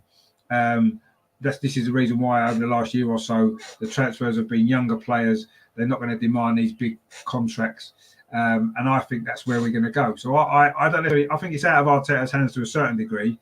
I would imagine and expect at least one reasonably big signing, whether that happens to be Gabriel Jesus, whether it happens to be Calvert-Lewin, who we've seen today. I would expect maybe one signing like that, and a few squad players to come in to fill the squad out. obviously fill in some of the gaps that we've got in defence. We're very weak. Midfield, we're very weak. We know striker situation is very weak. So we need to sign a lot of players. What calibre of players will they be? I'm not convinced they're going to be top level players. I really don't. I don't think that's not what we're going to do. You know, if we want to, you know, I was saying before, Al, you know, there'll be great scenes at Anfield at this moment in time, won't there? You know, Man City are losing. They know one more goal for Liverpool gives them the lead. You can imagine what, you know, we've experienced those atmospheres. I can remember us, you know, when we won the league when we beat Everton that time, 1998 at Highbury. You know, those moments are fantastic, and that's what we go to football for. And yes, we can't expect them all the time, but we haven't had any of those moments for a long time. We haven't been involved in a title race for a long time. You know, as I say, longer than any other time in Arsenal's history since 1929. So, you know, it's frustrating for me, and for us to be able to get back into that position now, we would need 4 or 5 at least top quality players, and we're talking like top level players, aren't we? That are going to cost a lot of money, that's going to demand high wages, all those sorts of things. And we're not going to be doing that because that's not the situation that the club are in. That's not what the owners want to do, all these sorts of things. So we're a long way off being where I want us to be. And yes, are we going to be happy muddling along 5th and 6th place for the next 4 or 5 years? I'm not. Personally, the club may well be. You know, we were happy enough muddling along getting top 4 every year under Arsene Wenger for those years. And yes, I didn't really mind that at that time, actually, because I kind of felt as though we wasn't far away. We were 2 or 3 good players away, but every year we'd sell our best players and have to start again. And I just think we're going to be in a similar situation now. And we've gone through that for all those years. I don't want to go through it again. You know, people say, oh, you know, we're in the middle of a process. We need to wait for what? Another 3 or 4 years? No, I don't want to wait another 3 or 4 years. We've waited 10 years, 12 years already. You know, it's what we moved to the Emirates for. But anyway, it's out of my hands. It's out of all of our hands. We can't do anything. All we have to do is the decisions that are made. We just have to get on with it. And yes, I'm sure, you know, some of us will not be happy about it, and that's fine. And other people might not care. Other people might think, yeah, that's fine. We'll just muddle along for the next few years, you know, trying to scrape into the top 4, maybe scrape into the top 6, keep ourselves ticking over in Europe, keep some money rolling in for the owners and for the club, release 500 new kits every season. And I'm sure there'll be loads of people out there that are happy with that. But me personally, I've got more standards for this club. I've got more ambition for this club than that. And I want to see at least the club trying to reach those ambitions. I'm not saying that we're going to be able to do it, and we're not going to be able to do it quickly, but at least show that ambition. Show the ambition in the signings that you make. Show the ambition with the staff that you've got. You know, Arteta I don't believe Arteta's a manager who's going to be able to take us to that level anyway. And I think, well, we've got Arteta. It's easy just to buy a load of teenagers, 21-year-old players in the transfer windows and keep saying it's a process for the future. Well, I'm sorry, but while we're waiting, while this process is happening, Man United getting a new manager in, they're going to spend some money. They're going to improve their squad. Tottenham have got a really good quality, top class manager. If they want to, they can put some money into that. They're going to improve. Newcastle, we know their situation. They're going to improve. We're going to be dropping down that league. You know, our process. These young players and this, that, and the other may well become better in 3 or 4 years' time. But in those 3 or 4 years, other clubs will have already overtaken us, and then we're going to be in the same position that we're in now, because they've 4 or 5 more clubs have overtaken us. Then we'll be struggling again to just get top 5 or top 6. And some of these young players, Saka, Martinelli, Smith Rowe, they're not going to hang about in the Europa League every year. You know, when they're getting 22, 24, 25 years old, they're going to want to be in the Champions League, aren't they? And then we're not going to get that progress. You know, I just don't see how it's going to happen with these owners, with the current process that the club want to take the club in. It's not going to get us where I personally think we should be aiming for. And that's, unfortunately, that's the way it is. Terry says there, my worry is we're going to become a breeding club for City, Liverpool and clubs. Well, elsewhere, yeah, I agree. Terry says there, I hear Jesus says if he leaves City, he wants Champions League football. Yeah, well, of course he does. He's been playing in Champions League for a long time, hasn't he? So, of course, he'll want Champions League football. Any player with any ambition in their life is going to want Champions League football. And players who join another club without Champions League football, either there's 2 reasons, isn't there? One, it's for the money, which I don't think will be the case with us, or it's because they believe that by them joining the club and the other players that are apparently going to be joining can take the club into the Champions League. So, Otherwise, they're coming for the money, aren't they? Simple as that. Rajendra says they're cover at left back, right back, midfield, and attack. Well, cover everywhere. Exactly, cover everywhere. And we may need another goalkeeper as well, because I can't see Leno spending another season sitting on the bench as well. So we're probably another goalkeeper. Rajendra says, I still don't know what foul was made for the penalty at Spurs. He did push him. Cedric did push Song in the back, but it was very, very soft. Let's be honest, it was very, very soft. But it was no more softer than today. Than today's decision that we've just seen for the penalty for us. Different circumstance, obviously. It was a handball. Rajendra says that we can't match the wages of teams like Man City, Newcastle, Chelsea, Man United. No, we could if the owners were prepared to. We've got billionaire owners. You know, our owners are as rich as some of those other owners that you mentioned there. They're just not prepared to spend that money on the team in the same way. That's the only difference.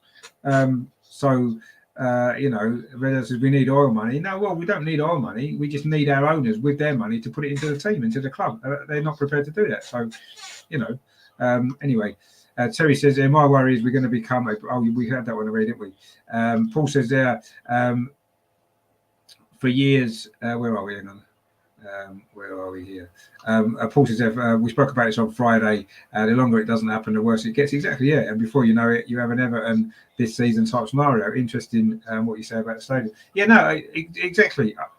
This is the problem, isn't it? Because other teams improve and get better. We have just started the second half. Everton, all in blue, have kicked off. They are attacking the goal to our right, the clock end, which is where their fans are behind. That was a rather big back pass, and Aaron Ramsdale struggled there and had to kick it out for a throw over on this near side. Rajendra says their Spurs will be highest now as possible. Everton did put in investment. Well, they did, yeah. There's a few issues that have gone on with Everton's investment, I suppose. Paul says for years it was not spending as you were paying. No, exactly, yeah, that was a problem. When we first moved into the stadium, it was all about paying it off. And it took us until, 2013 when we bought Mesut Ozil to be able to start buying some better quality players. Alexis Sanchez followed, but we wasn't able to do it to the degree that we needed to become real challengers. And we're certainly not going to be able to do it now because we've dropped so far behind. And that's the problem that we've got, isn't it? Paul says, bought badly in the last five years. Yeah, we've done the same, really. Rajendra says they're putting money in players does not mean success unless you buy it. And exactly, yeah, buying the best, yeah. Terry agrees with Paul there. He says spot on. Paul says that's my point now. You fall behind and the gap just widens. Exactly, yeah. And that's what's happened, isn't it? And it's going to happen more and more. Everton got a free kick here actually on this near side, which Damari Gray is going to take in line with the Arsenal penalty area. It's on their right hand side. Are they going to score either side at half time and get back into this game? The free kick comes towards the 6-yard box. It's flicked away by Cedric actually. There's a couple of Everton players coming in behind. I think it's going to be the ball's gone out. It's going to be a corner to Everton now. Rajendra says they are billionaires on paper only if they've got it in their investment. Yeah, no, but they could invest more in the team. Let's be honest, they could. Rajendra says the Man City were given their stadium by their council. Yeah, well, it was the Commonwealth Games Stadium, wasn't it? Terry says the Cronkies are more interested in Wimp rugby as with a crash. No, they are exactly. That's what I'm interested in. Yeah. Rajendra says West Ham. So yeah, West Ham, of course, the Olympic Stadium. They play. Anyway, everyone got a corner. Arsenal having to defend at the start of this second half. It's going to be Damari Gray with this set piece for Everton. Comes in towards the near post. It's an Arsenal head. Gets it away. I think it was Cedric. Is put back into the box again by Everton. Martinelli this time heads it away. It's going to fall to Everton goal scorer Donny van de Beek with that goal right at the very end of that first half. Has put a different complexion on this game. And Everton have certainly come out on the front foot. But Arsenal now have got possession finally in this second half. Mohamed El Neni bringing it forward. Paul says there exactly the City thing is a perfect storm. No FFP bollocks even. No, exactly. It is what it is, isn't it? And I don't know. We're not a poor club. We haven't got poor owners, but we're acting like a poor club in the way that we've conducted our transfer business. You know, we're not attracting these top players because we're not prepared to pay. And the last big player that we bought was Aubameyang. And yes, we didn't have Champions League football then. Clearly, he came partly for the money and partly to test himself in the Premier League. And then we obviously know what's happened to him.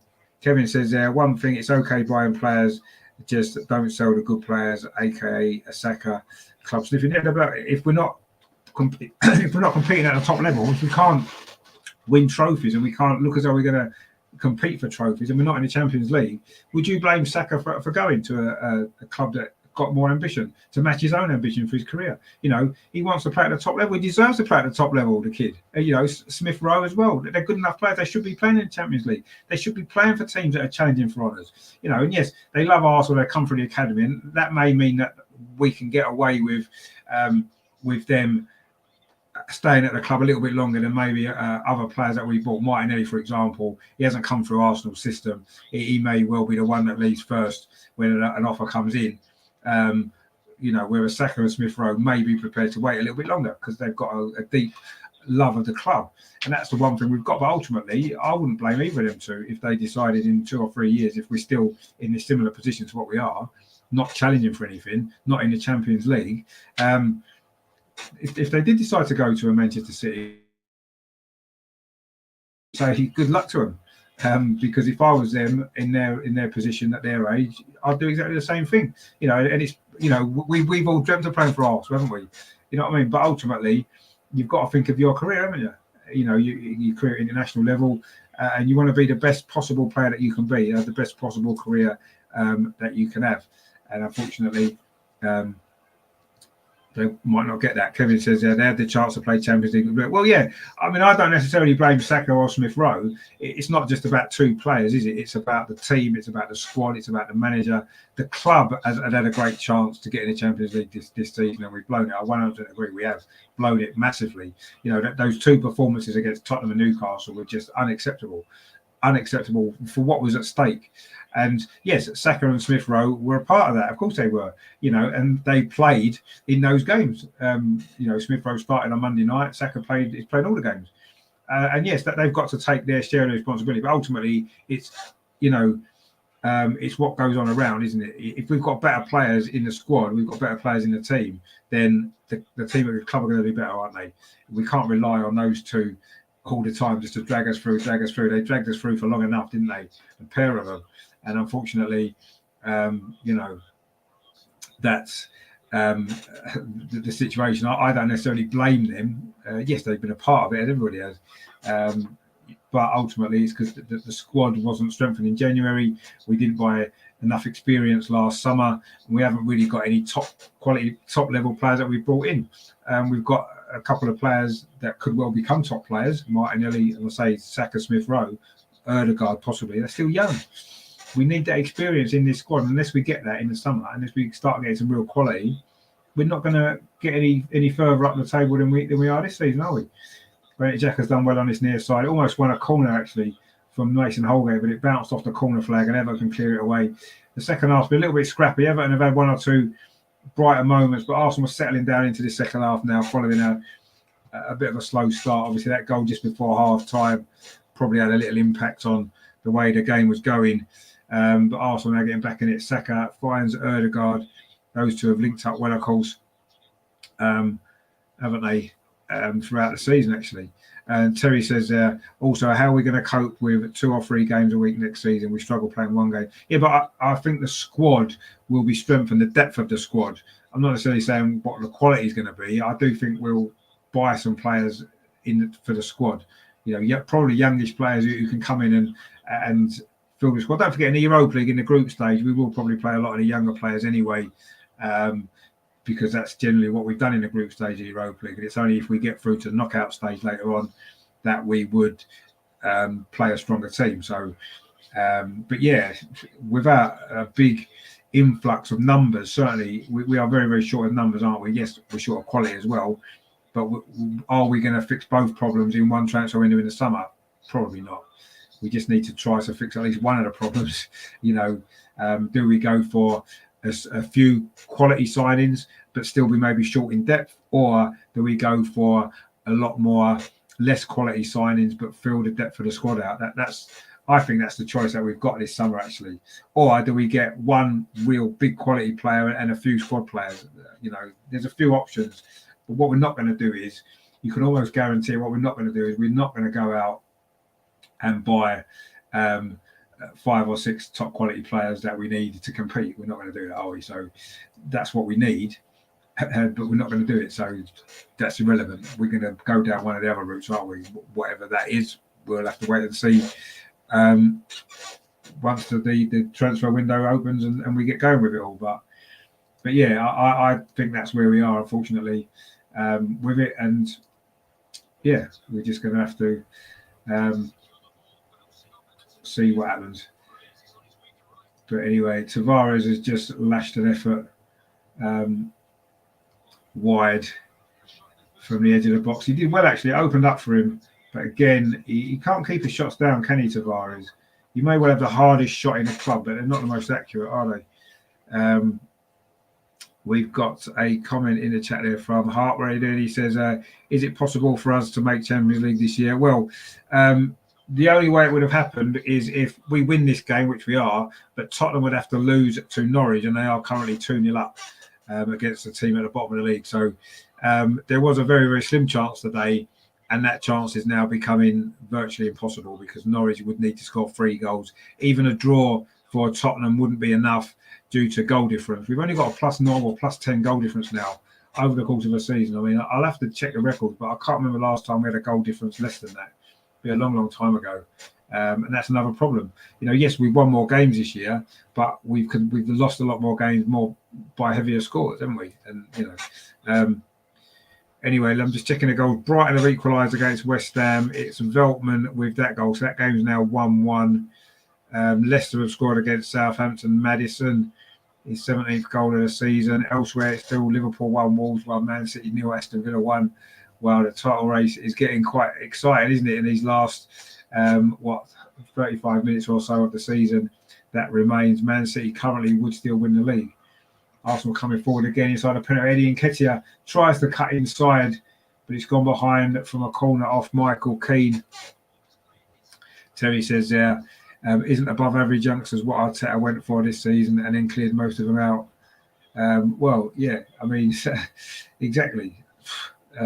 Anyway, let's see what happens. We've got a corner now, 10 minutes into this second half. It's going to be Bukayo Saka over on that far side. Arsenal's right. Again, he's going to swing it in with his left foot. We did get the second goal from a similar corner. This one comes low in towards Cedric. Oh, that's a great finish from Cedric. What a goal that is. Kevin says there, great strike. And Mark, Cedric, bloody hell, it was. Cedric, wow, what a goal that is. His first goal of the season as well. It is 3-1. Surely that seals the point.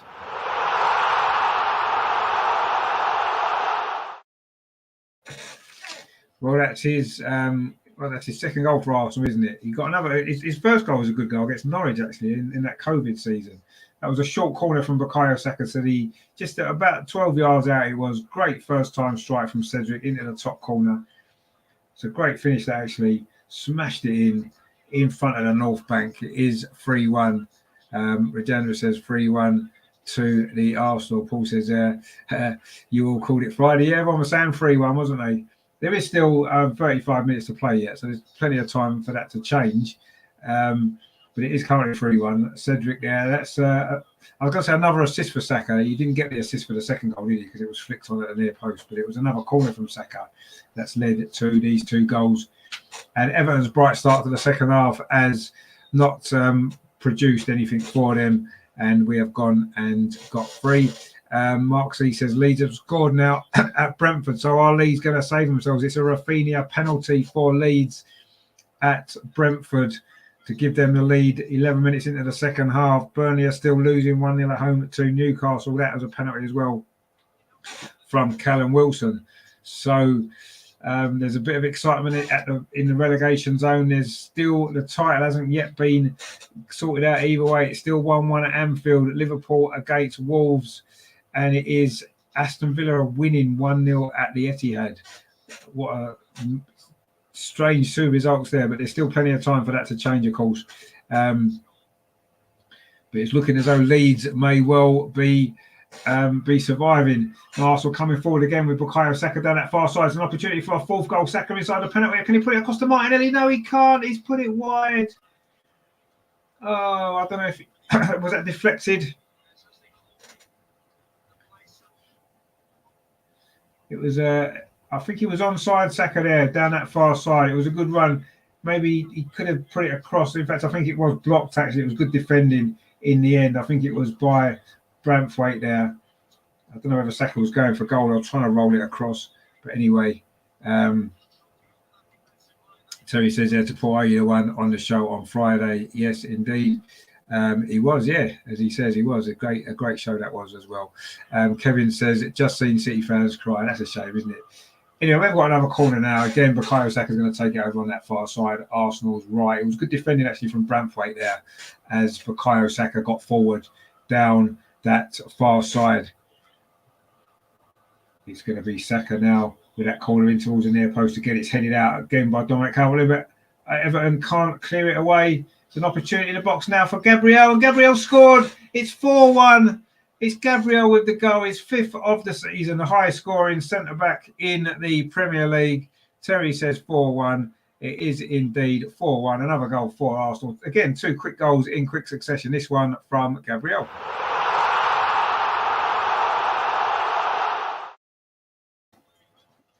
And it is indeed 4-1. Paul says he's logging off now.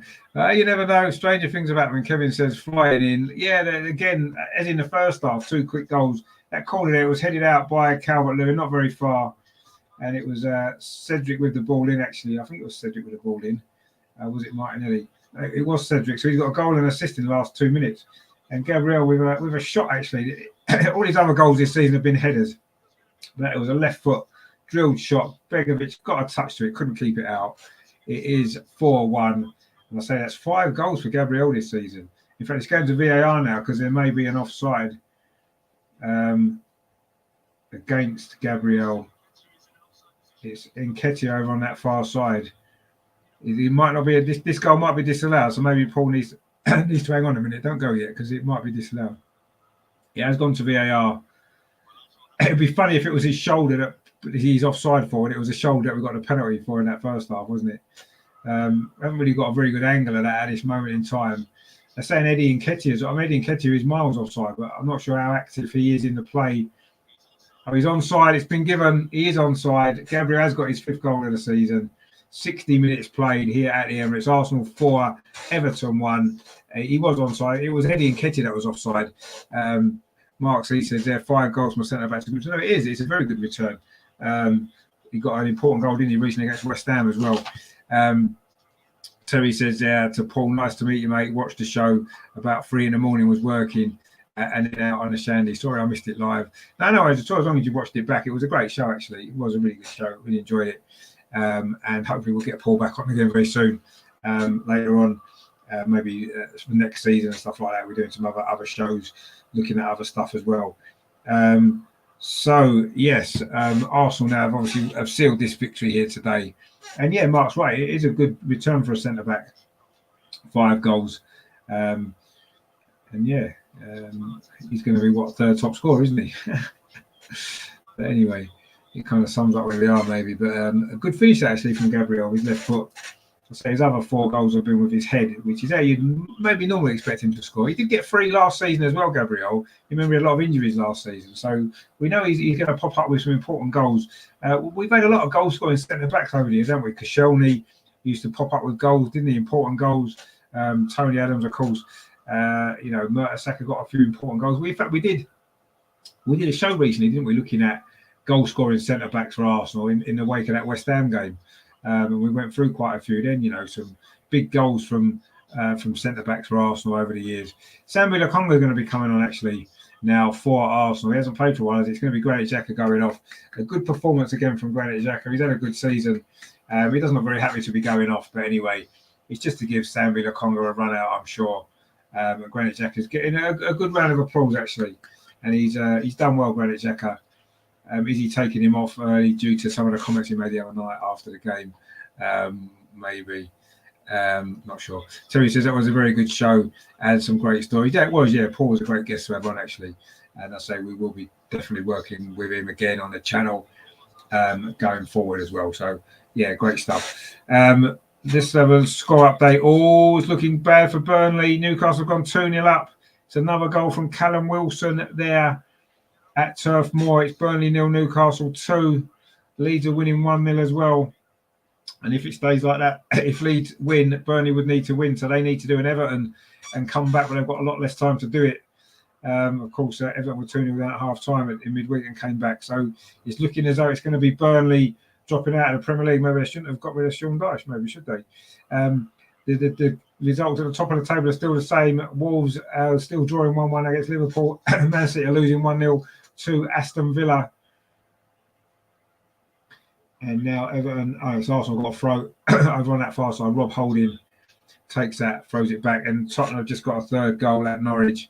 Kulusevski with his second of the match.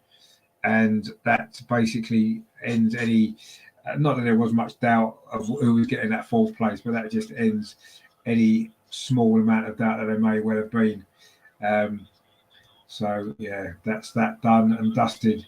So Tottenham are 3-0, nobody's surprised. We're 4-0. We've done our job at the end of the day. That was all we could do. You know, we could only win our game and then hope for the best. And we've done that. And unfortunately, it isn't going to be enough to get us the top four. But as we've said before, we had opportunities ourselves. It was in our hands up until Monday night, and we didn't take advantage of that. So we've got nobody to blame but ourselves. That this is the way things are finishing. But there is still a little bit of drama elsewhere in the Premier League still on this final day of the season. Of course, lots of action going on up and down the country. Of course, this is the only day where all the games are played on the same day and at the same time, which is a shame because you can see how much more exciting it is when it's like that. But anyway, it's unusual for that to happen, isn't it? But it is happening, of course, today. And it is 4-1 to Arsenal, and we are going to win our game, and we are going to finish the season with the 3 points. We're going to finish on 69 points, it would appear, and yeah, an improvement certainly in points from last season. There's no doubt about that, but we should really be celebrating that top four, sure, let's be honest. But anyway, that's over and done with now. The Wobie now coming forward for Everton, looking for Damari Gray, but the ball has gone through. It's going to be a goal. It's played back, to Aaron Ramsdale. Plays it out to Rob Holding over on that far side, inside the Arsenal penalty area. The game's now being played almost at walking pace. I'm sure Arsenal know the score at Norwich. Everton are safe. And it's just a matter now of getting these final 25 minutes over and done with, and we can then look forward to a busy summer. And it's going to be a busy summer on the channel as well, because we are going to be covering the Women's Euros as well. Anyway, there's a couple more substitutions now. Everton are making one of their own. I think it's going to be Anthony Gordon who's going to be coming on for them. I'm not sure who's going off, actually. It's Dele Alli going off. Oh, that's a shame, isn't it? Ta-da, Dele. See you, mate. So Dele Alli's gone off. And it is Anthony Gordon coming on for Everton. And Lacazette will be coming on very shortly for Arsenal as well. I'm not sure who's going off quite yet. I'll let you know that as soon as we see who's going off. It's probably going to be Eddie Nketiah, if we're totally honest. In fact, it is Eddie Nketiah. Got himself another goal today. So 11 for the season, which isn't bad, is it? But Lacazette is coming on. I'm sure he would love a goal as well. In fact, Eddie gives him the armband, having taken it off Martin Odegaard. Paul says there, cling on to the stories these days. My club's been in free fall since the late 80s. No, you're right. And, you know, it's a shame, isn't it, what's happened in football actually since the 80s. But anyway, suddenly Lacazette, his first touch, he's in on goal, but he can't get a finish. And that's not a surprise, really, is it? It was good defending actually from Mason Holgate. Lacazette there was looking to get a goal with what would have been his first. It was his first touch, actually, his first opportunity at goal. And unfortunately, he wasn't able to find the target. But that would have been a dramatic impact, wouldn't it, from the substitute there? It would have been one of our biggest wins of the season as well, if it went anywhere. We've got a corner which is going to be taken on this near side. We've been dangerous from corners actually. The last 2 goals that we scored have both come. In fact, 3 of the 4 goals have come from corners, haven't they? This is going to be I think it's Martinelli. It's not Martinelli. It's going to be Saka again. So we're going to take this one from the near side, but this one isn't quite so accurate, and it's straight into the arms of Begovic, and Everton can now launch a counter attack. Tom Davies through the middle. He's fouled there. Is he inside the centre circle by El Neni? And it's going to be a yellow card to El Neni. Paul says there, is Lacazette leaving? I like him. Well, he's out of contract. Is he going to sign a new one? Do we want to offer him a new one? He's 30 now, isn't he? So I think he may well be leaving. Paul says there, Villa are 2-0 up, are they? Wow. Dear, oh dear. But Liverpool are still drawing. It's not enough, is it? What is the goal difference between them? It's still 5. So Villa need to score a few more, unless Liverpool can score, I suppose. It is 2-0 to Aston Villa, apparently. I haven't got the other goal scorer yet. For Villa, let me just check. Last time we've got Coutinho, another former Liverpool player. Coutinho has got the second goal with 20 minutes to play at the Etihad. I've got to be honest, I quite like Man City suffering, so I'm not too disappointed that they're losing, actually. We just need Liverpool to get the goal, don't we, to win it up. You'd imagine they will. They're about to get a penalty in the 92nd minute if they need one, aren't they? Let's be honest. Tottenham are 4-0 up now at Norwich as well. Who's got the fourth goal? Son. Is he going to get a golden boot? He's just equalled it, isn't he? He's gone level now, Son, with 20 minutes still to play in the race for the golden boot. And Paul says there, it's the X-Red. Yeah, it is. City have been utterly toothless today, says Paul. Well, to be honest with you, I don't feel sorry for them at all because I can't stand them. I can't stand Pep. So, yes, I'm quite happy that that's going that way. But they're still going to win the league, unfortunately, as things stand. I know you'll probably be quite happy, Paul, not to see Liverpool win it. And that would be the third leg of the quad, wouldn't it, as well? Wow. If Liverpool know that's the score at the Etihad, they will be throwing everything at walls, I'm sure, won't they? I mean, I could get a stream of that game as well, but I'm not going to. I'm going to stick with this. I've stuck with Arsenal for long enough. I'm going to stick with it again. And Paul says they're nailed on penny injury time Liverpool. Yeah, you can just see it now, can't you? Mo Salah will score it as well to get the golden boot off Son, won't he? Which actually I wouldn't mind because we don't really want someone in the golden boot, do we? Let's be honest. So that would be quite nice if Salah did get the goal. But anyway, we'll see what happens there. At the moment, it is still 1-1. 20 minutes to play. We've got just under 20 minutes to play here. This game is done and dusted, by the way. It is Arsenal 4, Everton 1. It's just, is there going to be any more goals? Are we going to end with what would be our biggest win at home this season? In fact, I think this is already. I don't think we've scored more than 3 in the Premier League at home previously this season. So it will be our biggest home win of the season anyway.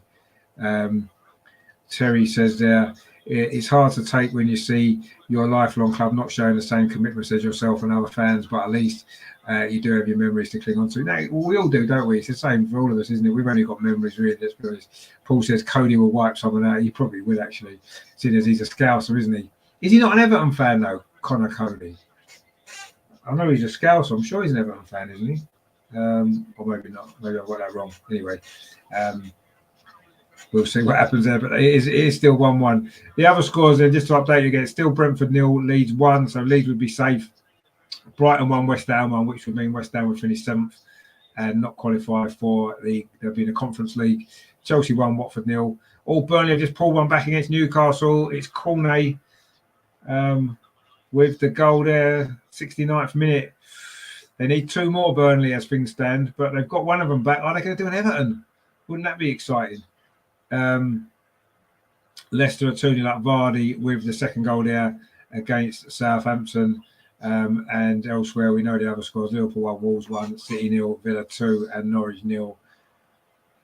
Tottenham 4. Right, okay. Well, there could be some late drama at Burnley maybe in the last 20 minutes there. We'll see what happens there. Regenda says Liverpool will have a season that is better than the Invincibles. Well, it'll be better than the Invincibles in the sense that they would have won more trophies, but ultimately we will still be the only team to go through an entire Premier League season without losing. And no matter what trophies other teams win, no one can take that away from us, can they? It would be incredible if Liverpool could get a quadruple. That would just be unbelievable, wouldn't it? It would be the most incredible thing ever. But anyway, they need another goal if they're going to win the Premier League. They've got the other two, and they've got the Champions League final next week to come as well. But they won't be winning the Premier League unless they can score in the next 15 minutes or so at Anfield against Wolves. Arsenal coming forward again, looking for another goal. Saka finds Martinelli. It's a good ball space here on this near side. Further Conga. He's not scored for the club yet, and he hasn't scored that one either. It was a good bit of defending from Everton again. It was good play from Martinelli, actually. The Conga shot there was a good save, actually, by Begovic at the near post. My stream had just actually frozen just before that, so I thought it was the defender that came across, but it's actually a good save from Begovic. He's made a few today, actually. The stand-in Everton goalkeeper, replacing, of course, Jordan Pickford today. He's another one that's been left at home along with Richarlison. Arsenal take the corner short this time. Cedric puts it into that far post, but it's too deep. And it's gone all the way behind for another corner, actually. It came off an Everton head. And Paul says, no, it wouldn't. Well, yeah, from your point of view, it wouldn't be. But it would be an historic thing to happen, wouldn't it? A team to win the quadruple. Tottenham have just got a 5th goal at Norwich. It's Son again. He actually leads the Golden Boot now for that particular race. So it is 5-0 to Tottenham away at Norwich. That's what you do when you have to win a game. You go away from home against a team and do that. Anyway, that's another story. Here's a corner to Arsenal over on this far side. Again, it's going to be Saka. We've scored from most of them, but not from this one. That one's into the arms of goalkeeper Begovic. And we have got 15 minutes to play here at the Emirates. There's a similar amount of time to play in all the other games as well. Brentford 0, Leeds 1. Leeds will stay up as things stand. Brighton 1, West Ham 1. Burnley 1 now, Newcastle 2. Burnley need 2 more goals if they're going to stay up. Chelsea 1, Watford 0. Crystal Palace 1, Manchester United 0. Leicester 2, Southampton 0. Liverpool 1, Wolves 1 still. Manchester City 0, Aston Villa 2, and Norwich 0, Tottenham 5. 2 goals for Son.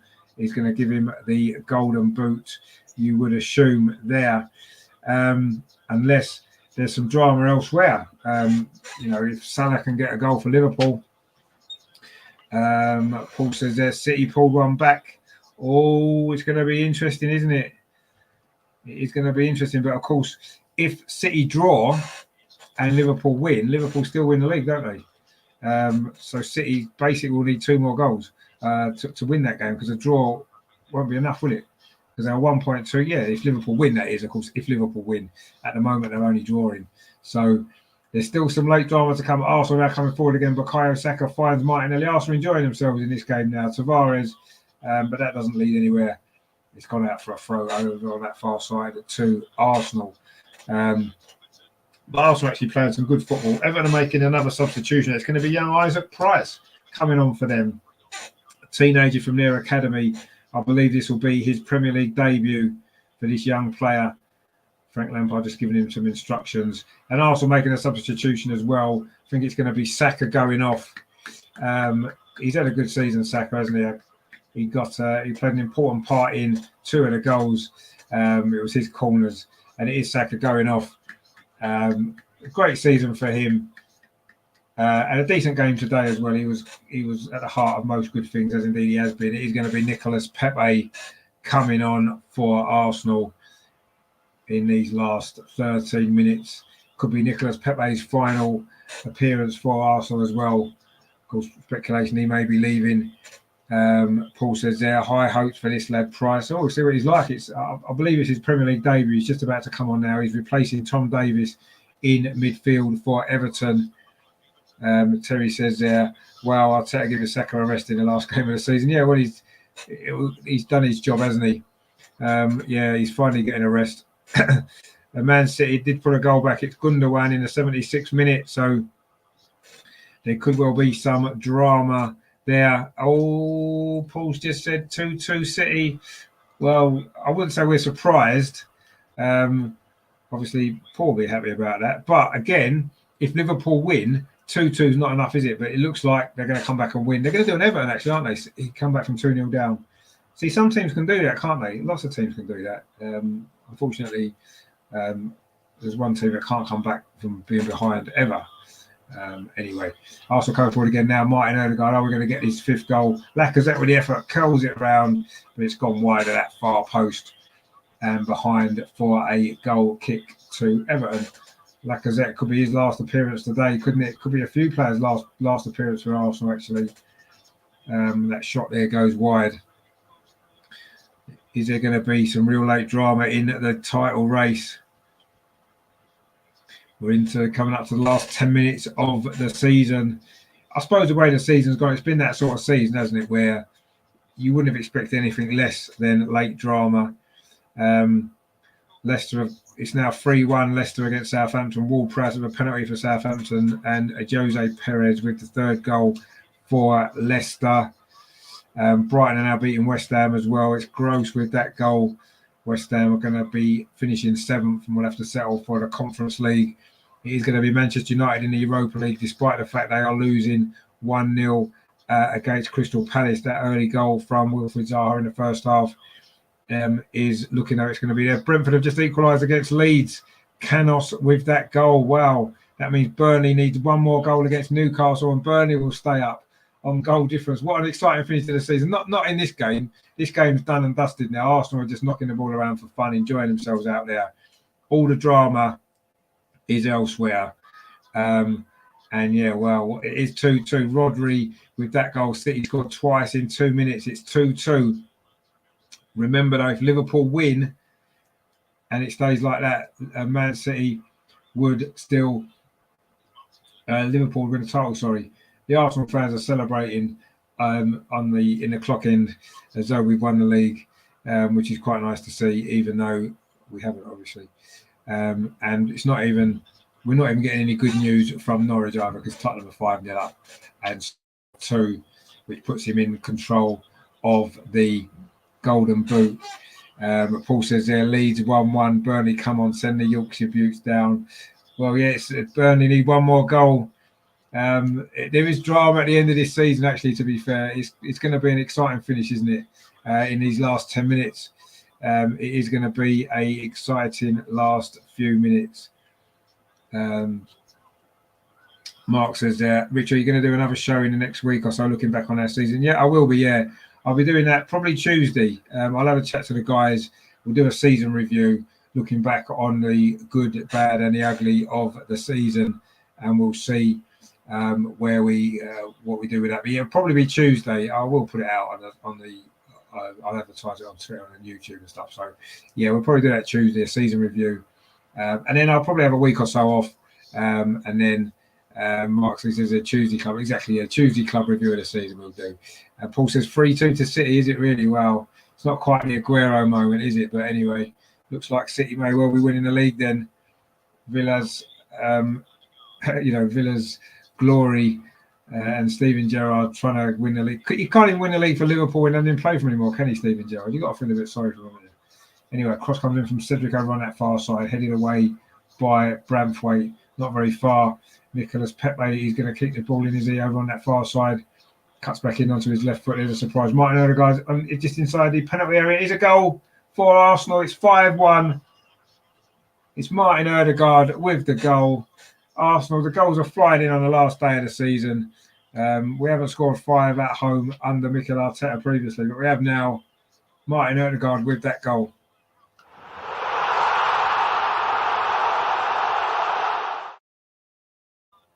Good goal, actually, as well it was.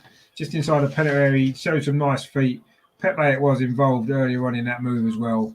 Ball came back to the edge of the box to Odegaard. Look, he was going to shoot, cut inside and onto his left foot. Just rolled it in that bottom corner.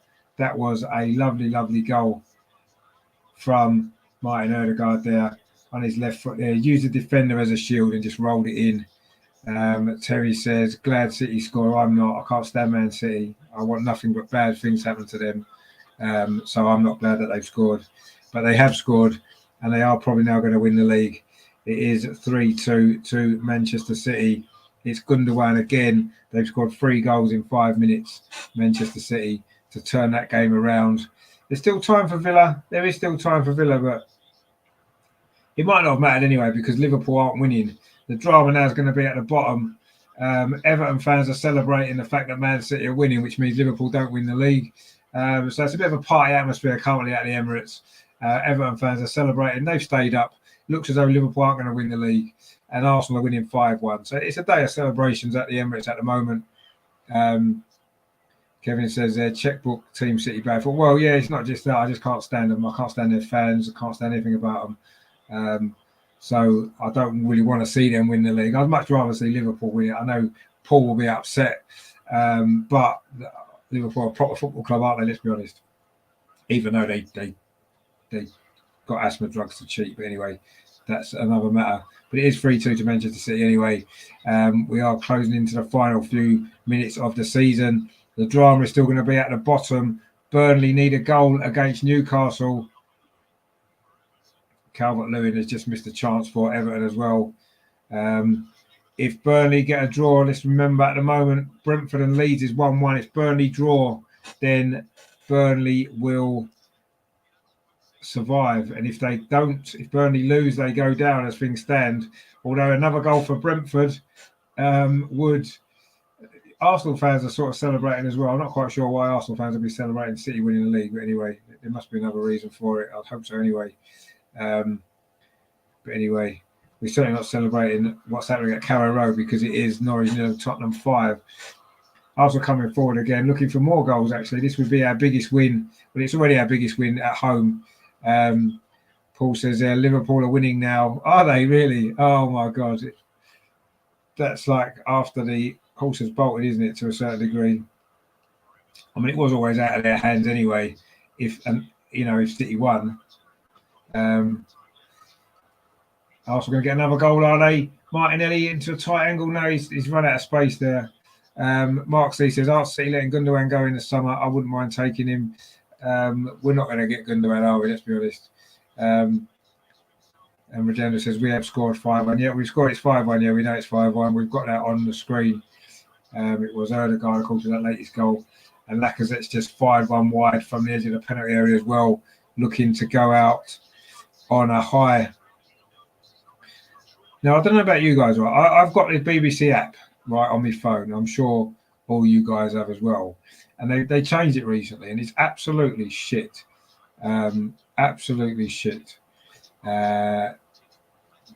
As Roger said, so worth. No, I mean, the goal was ages ago. Arsenal fans have just started cheering now that Liverpool seem to be losing the league. I don't know if that's the reason, but anyway, Everton have got some blue flares going off in the away end as we close down towards the final few minutes of the season. The last 3 minutes in most of these games, Liverpool are winning. It was Salah with the goal, 84 minutes, which means that he would be sharing the golden boot currently with Son, who scored 2 for Tottenham. So we'll see what's going on. There is still 3-2 to Manchester City. Can Stevie Gerrard get this goal? Can Aston Villa, or can Stevie Gerrard's Aston Villa get the goal, which would give Liverpool the title still in these last few minutes? And can Burnley get a goal to survive against Newcastle? There is still drama going on, not so much here, but there is drama going on elsewhere on this final day of the season. And Arsenal will be finishing the season in fine style, it has to be said, but you have to also bear in mind this is an Everton team with nothing to play for. They made a lot of changes and maybe lack that little bit of intensity. And they've got a free kick, which is headed up rather than away by Sambi Lokonga. Dominic Calvert-Lewin was in, but it was good goalkeeping there from Aaron Ramsdale, good alert goalkeeping there. It's 3-1 to Leicester again. Oh, yes, we said that. Perez scored that goal. And Watford have equalised against Chelsea. Gosling in the 87th minute. I know Ross Barkley's just put Chelsea back 2-1 up. That looks as though that might be one of the latest goals in the season, but we'll see. There is still time for some more drama. Everton in possession now over on that far side. Mark C says no final day will ever match May the 26th. No, of course it won't. Absolutely not. Despite what Sky seem to think the Aguero moment, how can the Aguero moment possibly match Michael Thomas's moment when Man City were played 10-man QPR at home, and they should have won anyway. Iwobi now inside the Arsenal penalty area, looking to get a goal on his return, another return for him to the Emirates Stadium. It's been a very relaxed atmosphere in the second half. There's no pressure on anybody. It's led to quite an open game of football, a lot of chances at both ends, and you know it's been 6 goals, isn't it, as well, isn't it? Which is nice.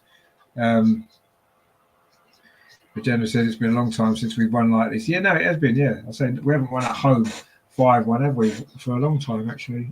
Not under Arteta at all. Dominic Calvert-Lewin there just got away from Gabriel, but the referee's given a free kick against the Everton man, who could well be playing at this stadium again. Kevin says that question is up for. I'll be up for grabs. I'm assuming you mean, yeah. It's not up for grabs, though, is it? It's you can't argue with it, really. That will be was probably the greatest single game of football ever played in English football, isn't it? The game at Anfield, 26th of May, 1989. It's the greatest single game of football ever played. Probably in the world, probably. But anyway, certainly in England, without a shadow of a doubt. We are now into the final minute of the season here at the Emirates. It has been a frustrating season, if we're totally honest, for Arsenal. It is ending on a high. We are going to finish 5th, which is an improvement. 2 seasons, of course. We are in the Europa League, which again is an improvement on last season. Not quite the improvements that we would have wanted, but anyway, Pepe now over on that far side, cuts inside, plays it back to Ødegaard. Paul says there it's 3-1 now to Liverpool. So Liverpool have done their job, but it looks as though it's not going to be enough. Man City are still 3-2 up in the last couple of minutes. Paul says they're all on a knife edge now at City. Well, it will be, won't it? Because obviously Liverpool have now won their game. Calvert-Lewin is now coming forward for Everton down on that far side. We are into stoppage time. They did score, of course, in stoppage time at the end of the first half, didn't they? Calvert-Lewin dinks the ball to the far post. It's a young player. It was the young substitute Price there with a volley, but he couldn't get hold of it. What a moment that would have been for him, actually. Would have even minded him scoring, in actual fact. Young player making his debut. Good ball from Dominic Calvert-Lewin. Price there at the far post. Lacked a little bit of composure and he's put it wide. But anyway. So it's full time at Carrow Road. The first game to finish. It is Norwich City 6, Tottenham 5. No, it isn't. Norwich City 0, Tottenham 5. So Tottenham do get that 4th place. 2 goals for Son, 2 goals for Kulusevski, and 1 for Harry Kane. Has given Tottenham the victory, which we expected that they would, and they've won. Terry says 89 as well. I hate Liverpool. Oldwin arrested me for celebrating outside the ground. Yeah, that's not Liverpool's fault, though, is it? There's lots of other reasons I hate Liverpool, and I don't like Liverpool. Don't get me wrong, but I just do not. I can't stand City, so it's a lesser of 2 evils for me. But it looks like it's going to be City's title. We are into the last few minutes everywhere, up and down the country on this final day. Chelsea have beaten Watford 2-1 as well. That's the second result in already. They're playing 5 minutes of stoppage time at Leicester. We're playing 3 here. We played a minute and a half. It's looking as though this is going to finish 5-1 to Arsenal. Mark C says there, look, Spurs will be getting a hiding in the Champions League next season. Well, they may well do. But at least they're in it, I guess, which we would have loved the opportunity to have been in, wouldn't we, in the position that we were in. But anyway, Brighton have beaten West Ham 3-1 as well. So West Ham are finishing 7th. Danny Welbeck with the last goal for them in stoppage time for Brighton. Shot comes in there from that far side from Pepe, sorry. He did score 2 goals, of course, on the last day last season, didn't he? But he won't be getting one in this game now. We're into the last 45 seconds. He did well, actually, Pepe. A decent effort, but it was a comfortable save in the end for Begovic, who's done pretty well, actually, in goal for Everton today. A good save, actually, from the Everton goalkeeper. We're into the last 30 seconds of the season here. It's looking as though Burnley are going down, barring some late drama. Brentford need a goal against Leeds. In fact, Brentford have had a player sent off. Canos, who did score, has actually been sent off. Ramsdale just slipped, actually, which almost cost Arsenal a goal there, but he did manage to scramble the ball away. In fact, the final whistle's gone. Our season's finished. Arsenal 5, Everton 1. A kickabout in the sunshine in the end for Arsenal. Lampard and Arteta then enjoying the moment, just a few smiles, exchanging a joke, and why not? Everton achieved their ambition to stay up. Lampard did the job he was brought in to do. And you could say Arteta's done the job he was brought in to do, which is get us back into Europe. So there was a penalty for Martinelli, 27 minutes. Nketiah got a second with a header, 31. Van der Beek pulled a goal back right on half-time for Everton. In the second half, 2 quick goals from Cedric and Gabriel made it 4-1 before Martin Odegaard's great late goal there made the final score Arsenal 5, Everton 1. They have now switched over to the Man City game where they've played 2 minutes of 4 stoppages. It is still 3-2 to Manchester City. Liverpool are winning 4-1 now. Oh, no, sorry, that was Leicester 1-4-1, sorry. Liverpool 3-1 up. Is there going to be some late drama? Man City just looking to keep the ball over in this corner as they move into the last minute of stoppage time. It looks as though it's going to be the title for Manchester City. And they've done it coming back from 2-0 down as well. Paul says Leeds have gone 2-1 up, in which case they're definitely safe, and Burnley are down. Man City are just wasting time as they tend to do. Terry says, what about Barcelona using yesterday in the Champions League? Yeah, the women's final was a great game, that actually, wasn't it? It was a bit of a surprise. Leon did a job on them, didn't they? Brilliant. Mark C says, Leeds score again. And Paul says, no quadruple, you wall pushing twats. It's not looking that way, is it? We're into the last minute here at Manchester City. Leeds look as though they're going to be safe. Burnley are losing anyway, so they would have gone down in it. Man City just playing it out in a corner. I hate to see that, but you can understand why. It's now a throw to Aston Villa, which Matty Cash is going to take. But it's looking as though Man City are going to be winning the league again for, what is it, the 5th time in the last 6 years or something ridiculous like that, isn't it?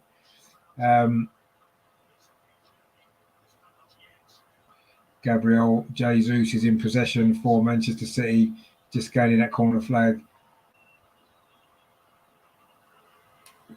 This way, they're just trying to see the timeout, really. It's horrible to see that, isn't it? But anyway, yeah, I suppose you can't blame them. And Leeds have won, or they're back in front. Harrison's goal at Brentford will definitely keep them up. We have now played the 4 minutes of stoppage time at the Etihad. Villa in possession now, coming forward. It's night now or never, isn't it? For Aston Villa. I'd love them to score now. I really would love them to score now. But I don't think they're going to. Pep is waving at the referee to tell him to blow the whistle. Well, it's not time yet, Pep. Sit down. And it is now. The final whistle's gone. Manchester City have won the title. I can't say I'm too happy about it personally. But they have done it from 2-0 down. The fans are on the pitch with flares and everything else. Paul says there, I wonder if the City pitch invasion will get the same attention as ours. Well, maybe if they don't attack Steven Gerrard, then maybe it won't. Liverpool have won 3-1 as well, but it's not enough. So we've got all the full-time scores in now for you on this final day. Obviously, Arsenal won 5-1, as you can see. Leeds, Brentford 1, Leeds 2. So Leeds stay up on the last day. Well, Brighton 3, West Ham 1, Burnley 1, Newcastle 2. Burnley needed to win. They've lost 2-1 and have got relegated. Chelsea 2, Watford 1, Crystal Palace 1, Manchester United 0, Leicester 4, Southampton 1. Liverpool came from behind to win 3-1 against Wolves. Manchester City, as we've just seen, have won 3-2 against Aston Villa from 2-0 down as well with 15 minutes to play. And it finished Norwich 0, Tottenham 5. Paul says there, oh, please do attack Gerrard. No, we don't want to do it. I'm joking. Kevin says City paid for fair play to go away. I think, well, probably. They probably paid for lots of things, haven't they? They've bought another title.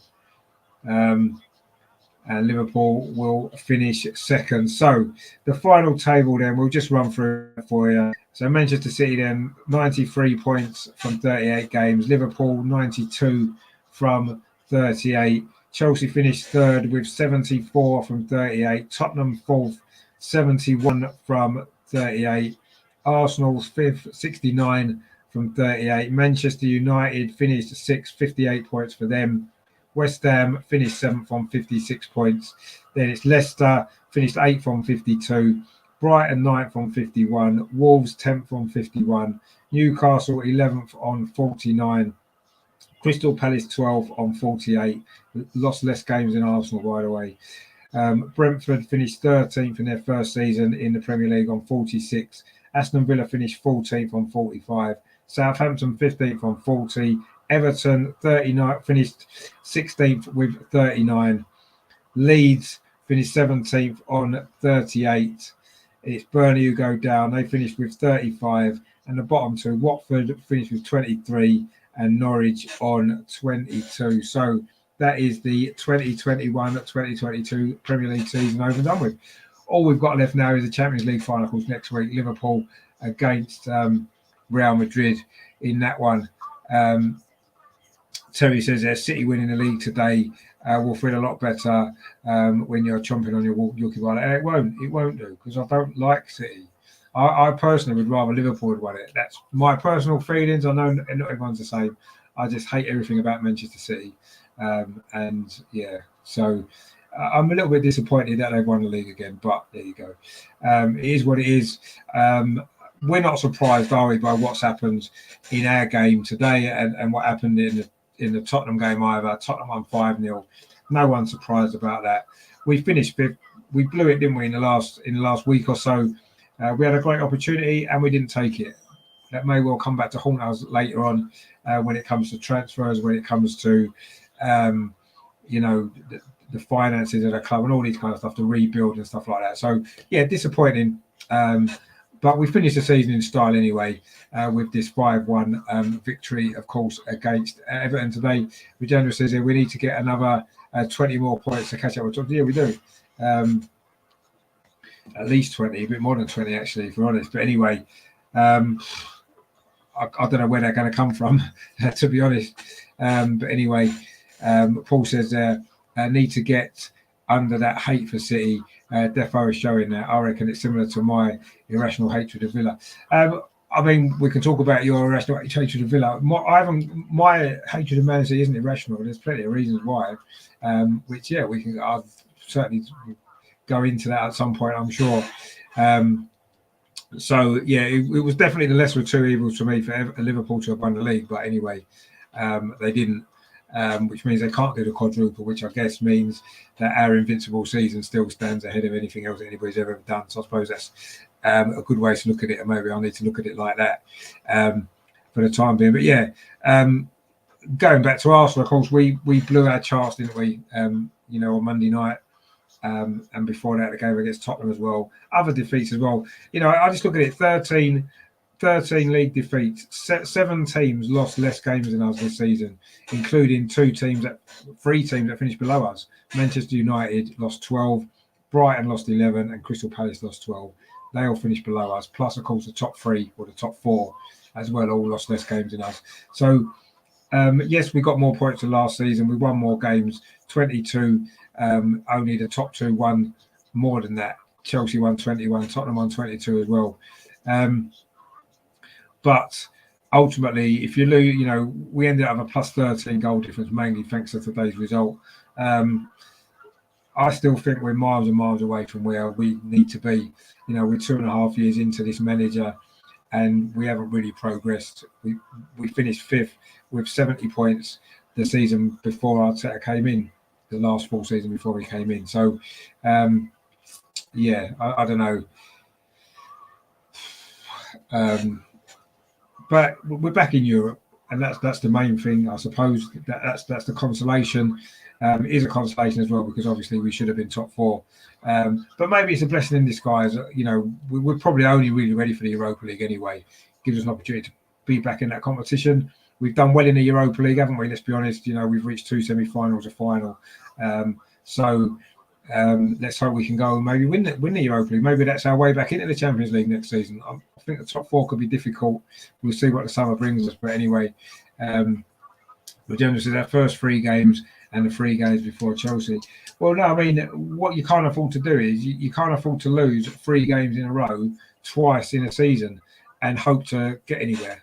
You just can't do it. That's not how it works, is it? It doesn't. You need to. Everyone loses games. Liverpool only lost 2, and it wasn't even enough to win the league. But it's you can't afford to go on runs like that. You need to lose one and then go on another run, 4 or 5 games without losing before you lose your next one. That's how you become successful. And we're not able to do that yet, are we? We don't draw games. We think win or lose, all or nothing is the season it's been, isn't it? Mark says, I'll take 300 million to get us. It will take 300 million. Yeah, it probably will. Paul says they have to dash, breathe. Summer will be great, I think, next season. It'll be in a big. That will, mate. Yeah, thanks for tuning in today. Thanks for your company and all your comments as well. We'll speak soon anyway, because I say we want to get some stuff done, some more shows done. I want to get you back on. We need to do some stuff, obviously, going forward, because it was a great show the other night. And we need to kind of build on that and move forward with something like that, which would be good. But I'll be in touch about that anyway. I know you're not that bothered about the result today in the end, because you got your job done. We couldn't quite get our job done, but we got it half done, I suppose. We are back in Europe, and I guess that's what we needed to be. Regeneron says 6 more wins and the same number as Liverpool. Well, yeah, 6 wins is a lot of games, isn't it?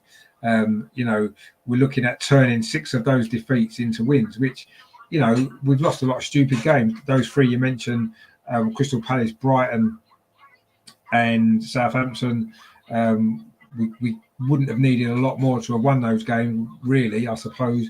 Other games this season, Man City at home, we should have won. We were 1-0 up. That would have actually given Liverpool the title as well, wouldn't it? There's been some, but this is where we're short, isn't it? We're short of experience and we're short of quality.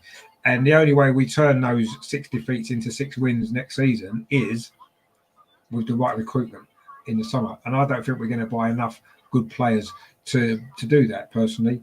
And I think with the Europa League campaign, I think next season the Europa League is going to be our best opportunity to get into the Champions League.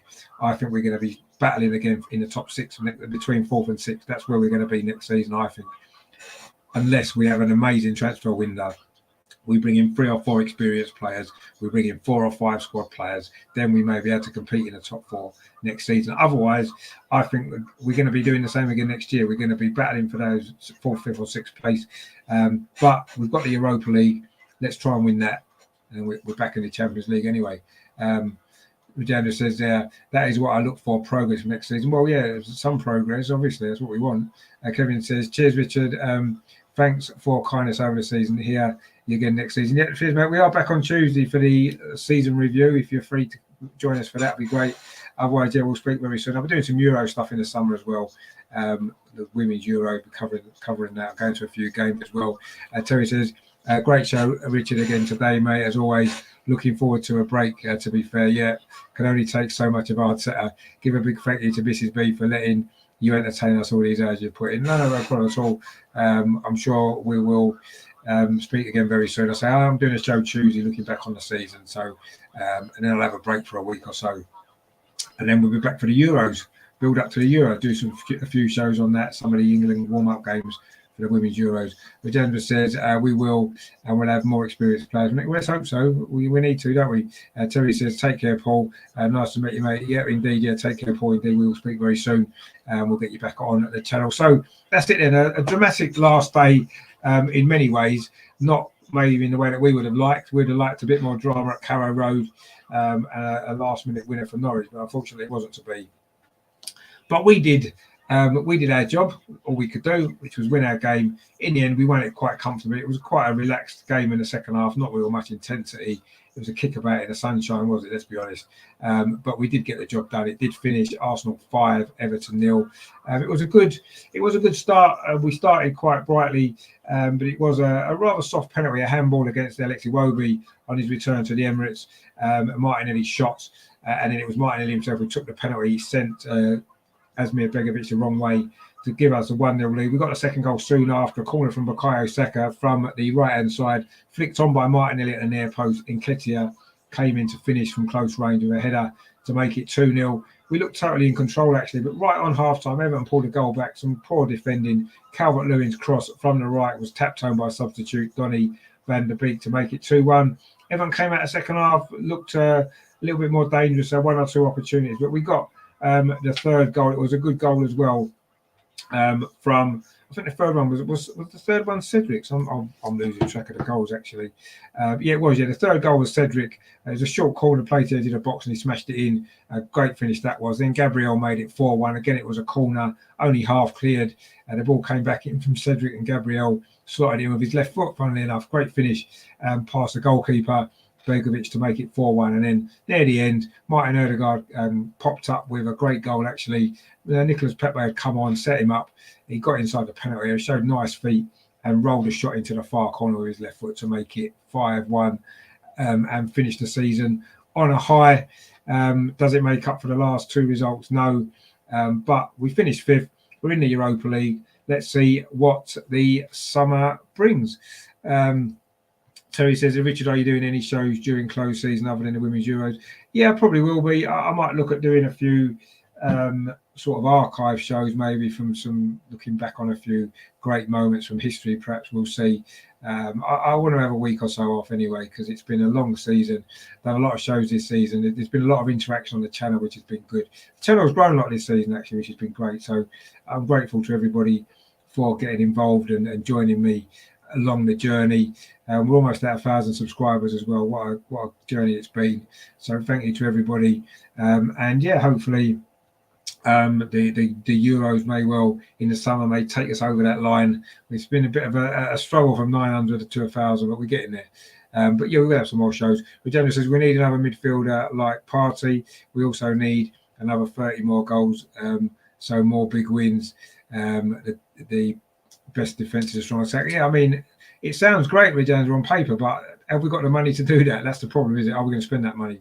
I don't think we are. We do need it, but anyway, we will see. Regenza says, yeah, the best commentator for live watch. No, thank you very much. I mean, that's a big compliment, because there's a lot of people out there doing them. So I'm pleased you enjoyed the coverage, and thanks to everybody for watching today. Thanks to everyone for watching throughout the season as well. We're not quite finished yet for the season. I say on Tuesday we will be doing the Tuesday Clinic season review, looking back on the last 9 months of highs and lows, more lows in the end perhaps, but anyway, a lot to look back on. We'll be giving out some awards as well. Player of the Year could be quite interesting. Young Player of the Year, Goal of the Season, stuff like that we'll be doing on Tuesday. We'll get the panel in as well, and that'll be a great show. So please join us for that on Tuesday. And then I'll say we'll probably have a break or so, and then maybe in a couple of weeks we may have do another couple of archive shows, you know, looking back on some great moments in Arsenal's history and football history as well. Before, I say, we build up towards the Euros, we'll have some coverage of some of the friendlies. I'm going to one of the friendlies for the England women against Holland on the 24th of June, and then we're going to a few games in the Euros as well. So I'll do a few watch-alongs for that. We're going to a few games, a bit of vlogging here and there as well. So lots coming up through the summer as well. And I'll throw in the odd shows as well here and there to keep you entertained. But say thank you very much to everybody who's supported the channel this season, who's watched along with me, the games, the shows, the vlogs that I've done, the great stuff for the Arsenal women as well, the gang that join me for that every week as well. It's been an enjoyable season on the channel, not so enjoyable on the pitch at times. There's been some big moments and great highs and a few sort of down lows as well, but that's football, I guess, isn't it? It's the way it is, and unfortunately it's what we, you know, why we do it, why we love this game, isn't it? Terry says, definitely agree with Agenda on that one by far. But so again, thank you very much for your comments, Terry, and your support as well. Agenda says, Byron should watch along in the new year. Maybe the Women's Europe. Yeah, please do, mate. It'd be good to have you on board. Agenda says, Viv has re-signed. Yes, that's the best news we've had at Arsenal for a while, isn't it? That was great. That I really enjoyed that video they released for that as well. So yeah, it's good that Viv signed. I think the Arsenal women are going to be set for a good season next year. If we get a good transfer window for the men in the summer, we could have a decent season next year as well. But I at the moment, I'm not convinced about that. But I hope I'm wrong, and I hope next season we can push on, get you know, a trophy. Would be nice, wouldn't it? Imagine. It's been 2 years since the last one. We maybe need a trophy or two. Europa League, that's the one. Get your money, and now Arsenal to win the Europa League. everybody for your support of the channel this season. Thanks for joining in with the shows. I'll be back Tuesday for the season review. And yeah, please like before you leave. And if you are new here, please subscribe as well. I know that the last day of the season, you never expect many views on the watch along with you because there's loads of other games going on at the same time. People have got a lot of other games that they want to be watching, so that's fine. But do please subscribe if you haven't done so. Like and share, and I'll be back Tuesday. It did finish 5-1. Good way to finish the season, isn't it? Not in the league position we maybe wanted, but anyway. There you go. Redendra says we need for men and women. Yeah, we do. A big summer coming up. Terry says it's been emotional. It has been emotional, Terry. Indeed, it has, and I'm sure it'll be emotional again next season when we're all back for August. But I say there's a load coming up on the channel, so please stay with us. Thank you for all your support. Thanks for watching today. It was a good victory for Arsenal, 5-1. We finished 5th. You know, at the start of the season, we'd probably have been satisfied with that. It's just what's happened in the meantime, maybe not quite so. But anyway, it is what it is. We finished 5th, win the Europa League. Unfortunately, the other lot got that 4th place, didn't they? Which makes it a little bit harder to bear. But anyway, we'll get over it. We'll regroup and we'll be back for more great stuff next season. But of course, before that, I say the Tuesday Click season review. And of course, watch out for the Women's Euros coverage coming up on the channel as well, which is going to be great. Terry says, take care, everyone in the chat. See you all soon. Come on, you Gunners. And come on, you Women Gunners. Indeed. That is how we always finish, don't we? Come on, you Gunners. It's been a up and down season, but it's finished. But join us on Tuesday for the season review. Take care, guys. Take it easy. Arsenal 5, Everton 1. Good finish to the season, but not quite as good as it might have been, is it? See you later, guys. Take it easy. Thanks for watching. See you soon.